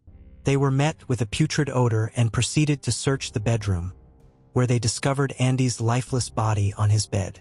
Numerous bottles of alcohol and prescription drugs were found near him. It has been established subsequently that Andy took his own life, as confirmed by toxicology reports, which revealed an excessive consumption of alcohol and drugs leading to a fatal heart attack. Investigators concluded that the immense pressure resulting from Nicole's murder and the subsequent pursuit of justice overwhelmed Andy, making it difficult for him to cope with the harsh reality. Considering his previous battles with mental health issues, it is believed that his depression ultimately took its toll on him. David Till, born on August 21, 1958, and Brian Ogden, born on January 16, 1958, formed an unbreakable bond during their childhood in Detroit, Michigan. Their paths first crossed as Boy Scouts, and from that moment on, they were inseparable. As they grew older, their friendship only grew stronger as they shared countless experiences together, such as card games, hunting trips, and outdoor escapades. In 1985, at the age of 27, both David and Brian embarked on a life-changing journey. On November 22, 1985, David and Brian set off towards David's family hunting cabin in White Cloud, Michigan, with the intention of going deer hunting. Starting from Brian's home in St. Cloud Shores, David picked him up after Brian cashed a $50 check. Their initial plan was to visit a friend in Mio, located 150 miles to the east, before heading to the hunting grounds near David's family cabin. However, fate had a different plan in store for them. Unfortunately, they never reached their friend's house or the hunting cabin. Their disappearance remained a baffling mystery, as authorities could find no logical reason for them to vanish willingly. Although there was no concrete evidence that David and Brian arrived at the hunting cabin in White Cloud that night, several witnesses reported seeing them and their Bronco at a tavern in Mio. This suggested that an incident may have taken place there. Despite extensive searches in the woods, no trace of the men, their vehicle, or any indication of an accident or getting lost was found. Both David and Brian were Caucasian, with David working as a skilled machinist and Brian as a mechanic. Their absence from their homes on Sunday night and failure to show up for work on Monday, November 25, 1985, caused great concern among their families, as they were known for their dependability. In the days and weeks that followed, their families took proactive steps, engaging with the media and law enforcement agencies, distributing flyers showcasing David and Brian's images, along with David's Bronco. They even enlisted TV stations to broadcast descriptions of both men statewide. David was depicted as having brown hair, green eyes, and a beard, while Brian sported sandy brown hair, brown eyes, and a mustache. With their details widely disseminated, David and Brian became the focus of numerous false sightings, particularly in the White Cloud area. However, David's father, along with other relatives at the cabin, knew they had not reached their intended destination. A man living northwest of Mio confirmed seeing David and Brian, who were seeking directions to a friend's residence near Luzerne on Friday, November 22, 1985. Despite this lead, when detectives contacted the friend, he stated that David and Brian never made it to his place. The friend even underwent a lie detector test to verify his credibility, which he successfully passed. Further inquiries revealed sightings of David and Brian in bars and eateries across Mio during the weekend they disappeared. Nevertheless, authorities could not determine where they spent their nights or pinpoint the exact timing of their disappearance, whether it happened on Saturday or Sunday night. With no clues leading to David or Brian and no evidence of foul play, the investigation into their enigmatic disappearance gradually lost momentum over the years, eventually going cold. However, in 1990, investigators received a crucial tip from an informant regarding the night David and Brian vanished. According to the informant, the two close friends had visited Linker's lounge near Mio, where they consumed copious amounts of alcohol and eventually got into a physical altercation with another group, which included two brothers, Junior Raymond Duval, also known as Junior, and Donald Duval, also known as Coco. The remark was made, one should witness the expression on someone's face when we did the other one, and they had mentioned that they fed them to the pigs. Despite this lead, authorities lacked sufficient evidence to proceed until 1999, when Detective Lesneski uncovered a crucial witness, Barbara Boudreau, who had been harboring a secret for an extended period. In early 1999, Barbara and her friend, Ruth Fawcett, were enjoying some drinks. As they laughed and discussed their lives, Barbara decided to confide in Ruth. She disclosed that she had witnessed what happened to David and Brian all those years ago in 1985. Ruth was taken aback and immediately urged Barbara to inform the police. However, Barbara expressed reluctance to cooperate due to concerns for her safety. Recognizing the importance of Barbara's information, Ruth took it upon herself to alert the investigators, including Detective Lesneski. Although Ruth couldn't provide Barbara's exact address, she provided a general location to the authorities. Armed with this information, Detective Lesneski conducted a thorough search, eventually finding Barbara's secluded residence in the woods on March 5, 1999. Despite the passage of more than 13 years since the disappearance of the two men, Lesneski's determination led him to be the first person to locate and question Barbara. Upon realizing the purpose of Lesneski's visit, Barbara was overwhelmed with fear and began trembling intensely, causing Detective Lesneski to worry she might be having an epileptic seizure. In a state of panic, she repeatedly screamed at Detective Lesneski, demanding that he leave or else she would be killed. Barbara even tried to slam the door shut, but Lesneski swiftly blocked it with his foot and calmly entered while offering words of reassurance. Despite her ongoing trembling and tears, Barbara continued to express the same fear repeatedly, that Lesneski's presence would endanger her life and that he needed to leave her residence. He implored her for assistance, assuring her that he would dedicate the rest of his life to solving the murders. Although Barbara sensed his genuine sincerity, she initially only revealed the events that occurred at the bar and mentioned hearing screams later that night near her house in the woods. Lesneski detected that Barbara was withholding vital information and understood that he needed to earn her trust in order to obtain the complete story from her. Over the course of nearly 2.5 years, he diligently worked to build her trust through various acts of aid, such as repairing her roof, chopping firewood, and fixing a fence. It wasn't until 2003 that Barbara finally agreed to sit down for a comprehensive interrogation. During this session, she paused, turned off Lesneski's tape recorder and confessed, I was there, don't you? I witnessed everything." She then proceeded to recount the horrifying details of David and Brian's tragic fate, which she had witnessed alongside a friend who was no longer present. "When I went to the Attorney General, I swore to tell the truth, which I did to some extent, until near the end when I said, I can never reveal the whole truth, and they stopped the recording." She recalled the time she spent at Linker's lounge on that fateful night when David and Brian disappeared. She remembered being in the company of her friend, Ronnie Emery, and the two of them were playing pool and enjoying drinks. They were there to celebrate Ronnie's first successful hunt. Amidst the celebratory atmosphere, Barbara noticed two intoxicated men causing a disturbance in the lounge. It turned out to be David and Brian, who were engaged in a heated argument with other patrons. Shortly after, Donald and Raymond Duval entered the establishment accompanied by another individual, and tensions escalated. Following a confrontation with David and Brian, there was an unpleasant exchange of words and actions. Sensing that the situation was on the verge of spiraling out of control, Barbara intervened and threatened to involve law enforcement. Things appeared to settle into a state of tranquility, albeit briefly. However, it was merely a fleeting respite. Barbara and Ronnie, recognizing the need to depart, made the decision to return to her nearby abode. Little did they know that their evening would take a sinister turn, as disconcerting sounds emanated from the woods adjacent to her dwelling.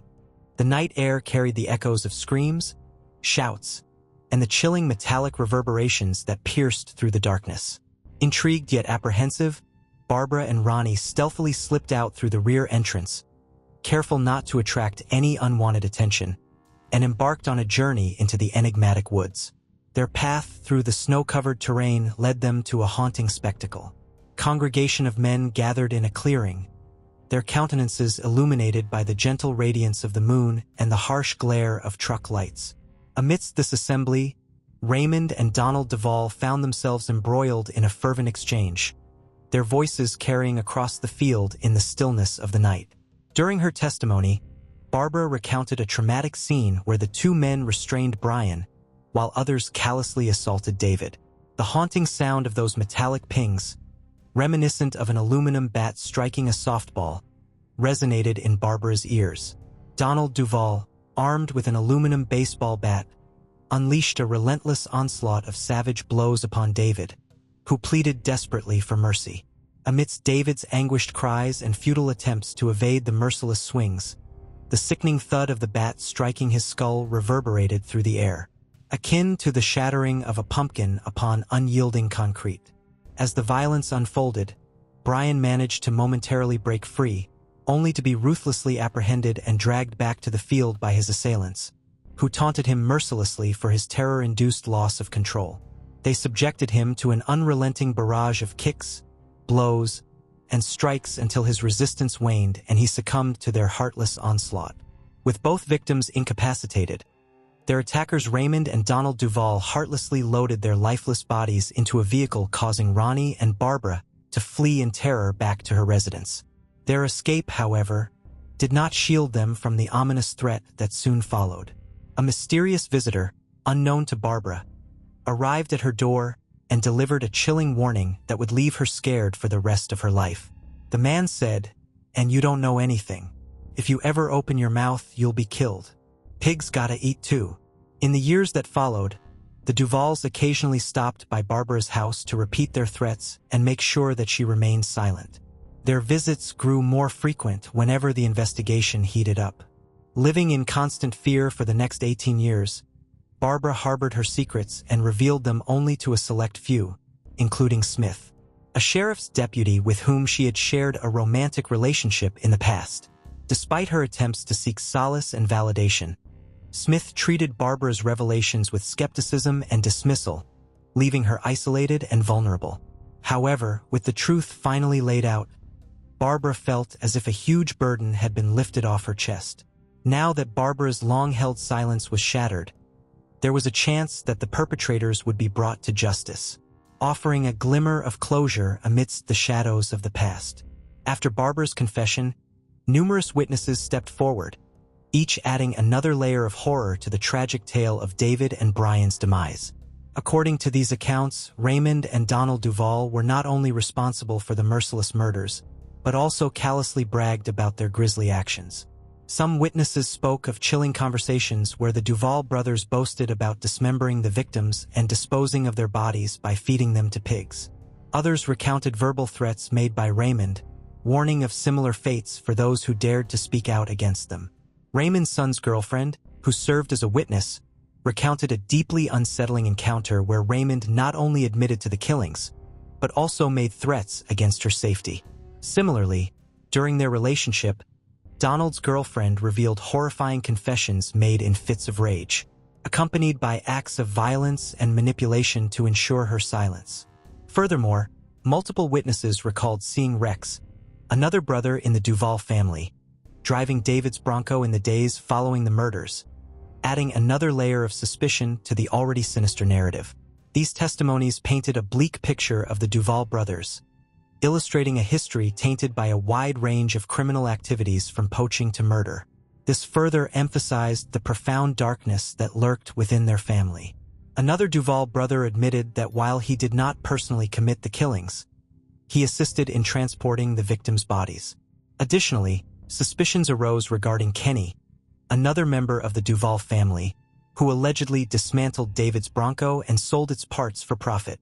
Kenny's involvement was detailed in a recorded interview with law enforcement, but conveniently, during his court testimony, he seemed to suffer from selective memory loss. Raymond and Donald were charged and arrested in 2003, facing trial for the murders of David and Brian in October of the same year. Despite their claims of innocence and denial of any connection to the victims, the weight of evidence, including Barbara's testimony and statements from 6 other witnesses, proved decisive. Consequently, the Duvall brothers were found guilty of first-degree murder and sentenced to life in prison without the possibility of parole. In January 2004, a poignant memorial service took place at St. Raymond's Church in Detroit honoring the memories of both David and Brian. This service provided solace and closure to the grieving loved ones and members of the community alike. Regrettably, the bodies of both David and Brian have yet to be found along with their personal possessions such as wallets, identification papers, luggage, and David's 1984 Bronco. Barbara's revelations also indicate the participation of at least 3 more individuals in the attack on the victims, although no additional individuals implicated in the case have faced any charges thus far. 51-year-old Angela Best was a devoted mother of 4 and also a grandmother. She was described as loyal and fun, gentle and generous. She was also referred to as being the life and soul of her family. She was the kind of person that would help anybody in need. She had moved to Tottenham, London from Manchester and had been there for years. In 1996, at a city in Guild's Court on furniture restoration, she met a man called Theodore Johnson. They soon began a romantic relationship and moved in with each other. But the relationship was not smooth sailing. Theodore exhibited controlling behaviors and was physically abusive to Angela on more than one occasion after she had confronted him about infidelity. In September 2016, after being together for almost 20 years, a chance discovery would change everything. At their home, Angela found a letter. It had been written by Theodore. The contents of it were disturbing and shocking. He had written out a confession detailing how he had killed a previous partner. Angela was stunned and could not believe what she was reading. This was her partner of nearly 2 decades, someone she had shared so much with and been there for. Knowing that she could not keep this to herself, she decided to confront him. She asked him what this was about and what was going on. He admitted that what he had written was true. He had killed one of his previous partners, but the disturbing confession did not stop there. This was not his only conviction for taking someone's life. 64-year-old Theodore Johnson was originally from Jamaica and was one of 11 children. He had worked on a banana plantation and moved to the United Kingdom in September 1980 to be with his wife, 23-year-old Yvonne, with whom he shared 2 sons. He got a job as a car mechanic while she worked in a factory, and they seemed to be doing well, starting their new life in the UK, living in a block of flats in Wolverhampton, but just a few months later this would all change. May 1981, everything seemed normal in Wolverhampton. It was a Sunday, so there wasn't much to do, apart from relax and get ready for the upcoming week. The neighbor in the flat next door to Theodore and Yvonne heard what appeared to be a tussle going on in their flat. As the neighbor went out into the living room to look out of the window, he saw residents of the neighboring flat block looking over to where he lived.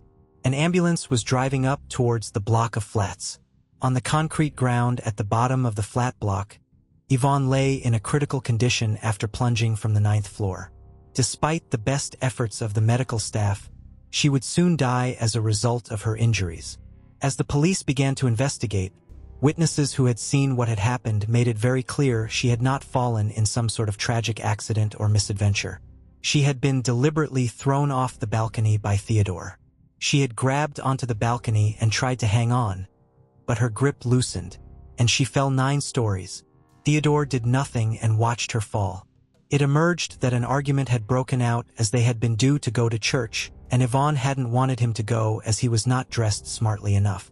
Theodore had smashed her over the head with a vase, and the argument had moved out onto the balcony. Theodore was arrested and charged with murder. He was sent to Birmingham prison to await his trial date. While in prison, he wrote to his neighbors, telling them that Yvonne had been abusive and violent with him, and he had snapped and fought back after the argument had broke out. He said that he had used the vase to hit her over the head, and after the fight had moved out onto the balcony, he had pushed her off. Theodore knew that the prison guards would read any correspondence going to and from his cell, and would also be aware of its contents. He was trying to paint the picture that he was the victim. Not only this, but if he could argue that he was provoked, this could mean he would face a lesser charge of manslaughter. During the trial, his neighbors were never called to testify about their experience of living next door to Yvonne and Theodore.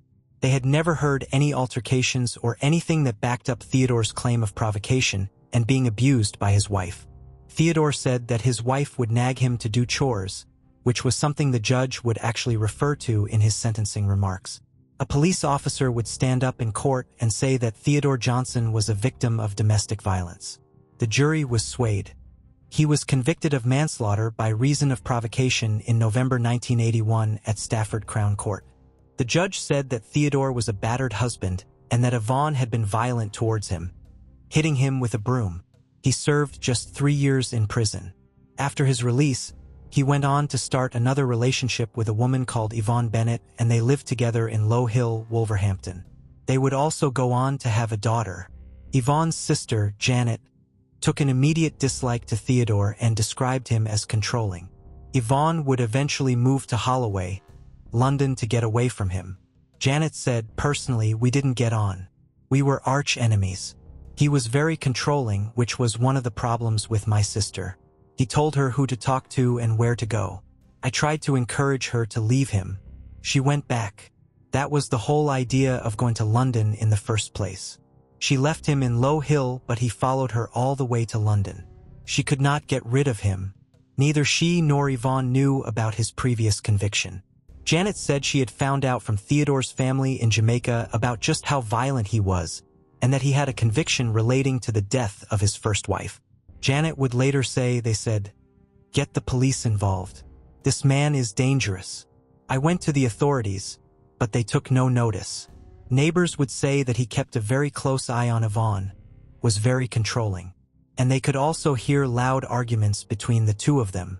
The police would be called out on at least one occasion. Alongside the violence, he would also make threats to harm himself to keep his partners under his control. Yvonne and Theodore eventually separated after he found out she was seeing someone else. But rather than accept the relationship was over, Theodore began stalking her. Yvonne went to the police in Finsbury Park to try and get their help and get him out of the home they shared. Janet also went down to London to help her sister and stayed there for 3 weeks before leaving. A few days later, everything would change. September 1992. Theodore was back at the property on the 6 acres estate in Finsbury Park. Still refusing to leave her alone, he had given her a box of chocolates to try and win her back, which, like all of his other attempts, she refused. Then, while their 2-year-old daughter slept nearby, Theodore strangled Yvonne with his belt. He then called the police from a phone box to confess to what he had done. Within minutes, the police were on scene and found the distraught, crying child just yards away from her mother's body. Nothing could be done, and Yvonne was already dead. They then went on the hunt for Theodore. He would soon come up on their radar as he had gone to try and end his life in a park in Barnet. But this attempt was unsuccessful. Some investigators believe that this attempt on his life was not a genuine one that was driven by regret over what he had done. More so that it was an attempt to paint himself as a victim and be emotionally manipulative. He was arrested and charged with murder. When the police officers looked into his criminal history, They were stunned to find that he had a previous conviction in relation to the death of another intimate partner. The investigating officers were confident that they would be able to secure a conviction for murder. The legal staff were then asked to go to the Old Bailey courthouse in London, as Theodore Johnson was going to enter a plea. Medical reports were submitted and the prosecution accepted that he had both a personality disorder and depression, evidenced by the attempt he made on his own life.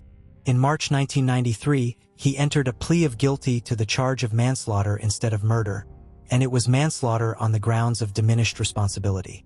He was given an indefinite hospital order with restrictions under Sections 37 and 41 of the Mental Health Act. The judge described Theodore Johnson as not a violent man.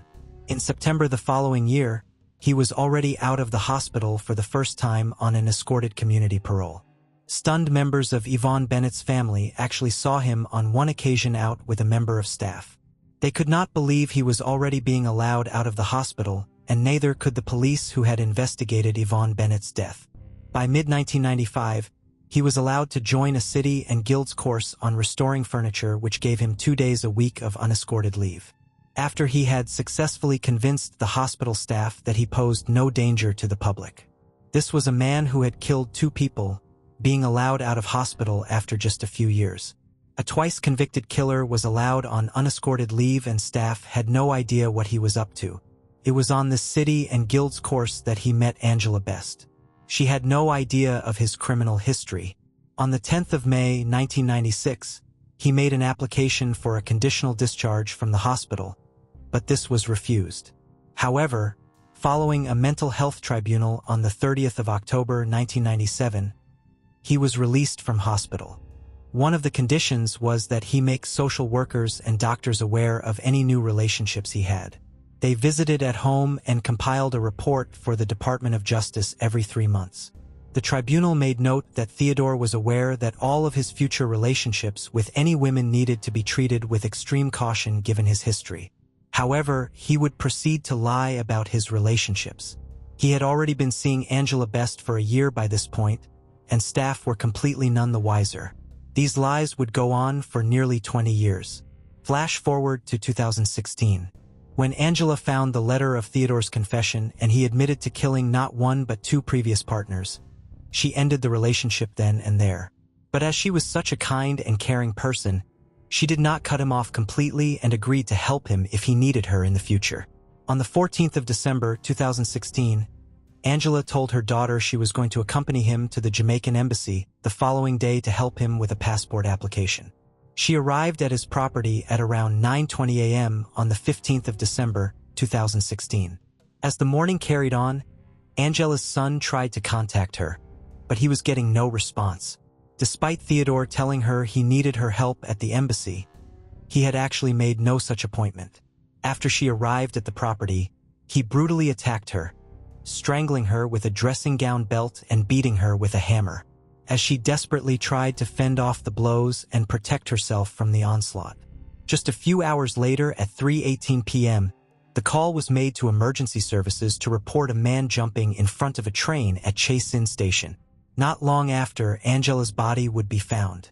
Postmortem was carried out and it was revealed that she had died as a result of neck compression by ligature strangulation and blunt force trauma to the head. She had been struck with the hammer 6 times. As officers began to investigate, the horrifying picture began to unfold.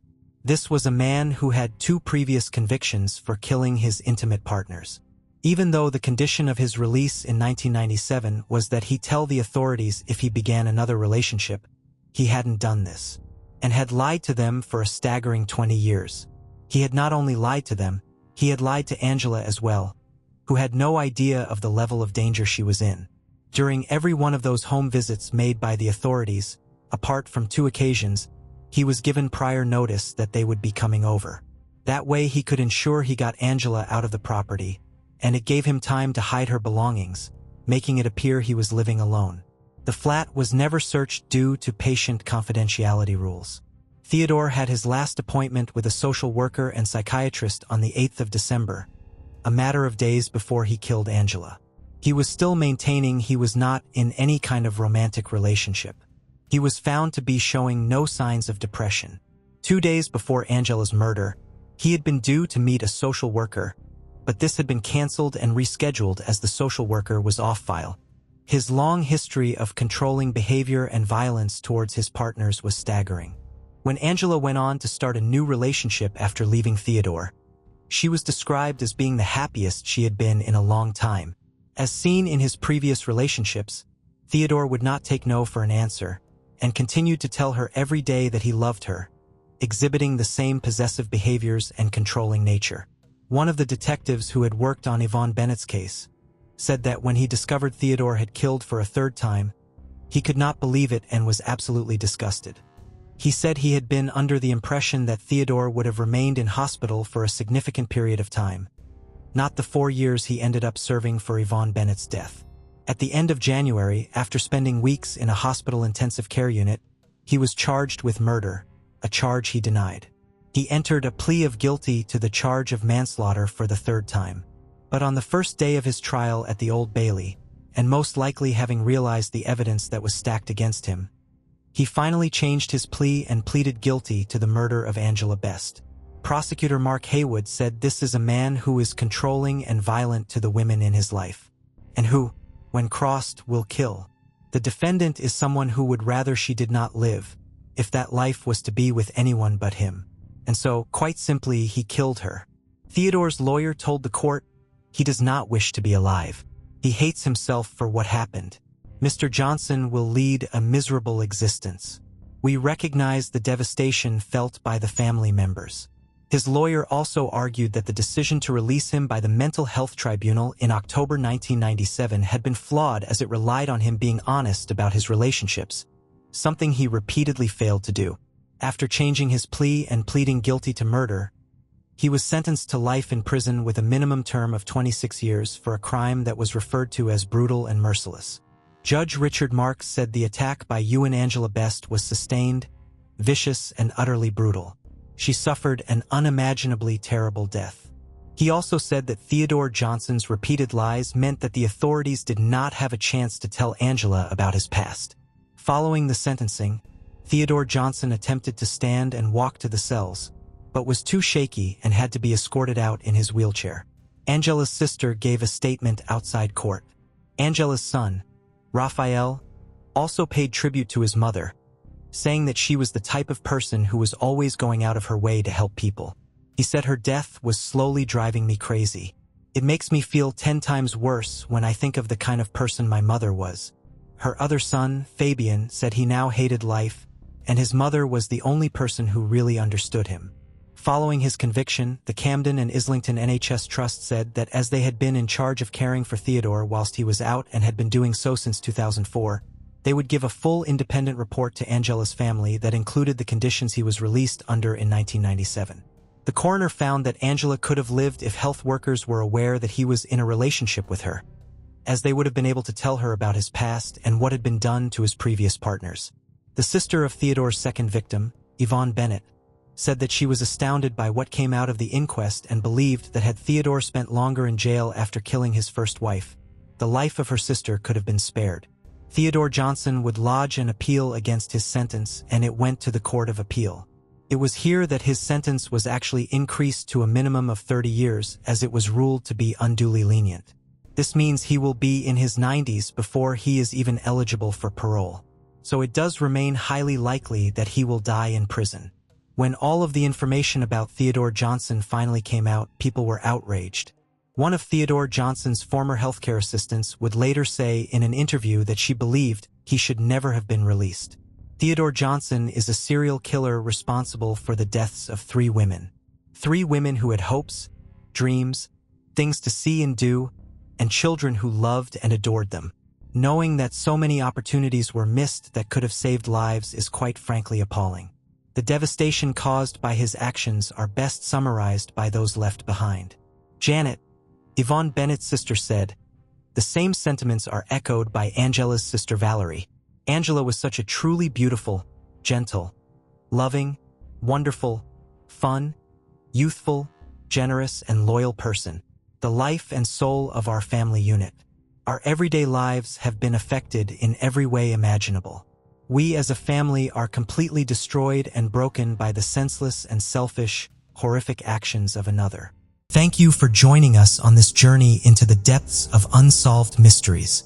Cold cases not only challenge our understanding of the past, but also ignite our curiosity and determination for answers.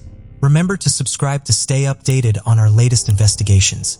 And if you have any information regarding the cases we've covered, don't hesitate to reach out.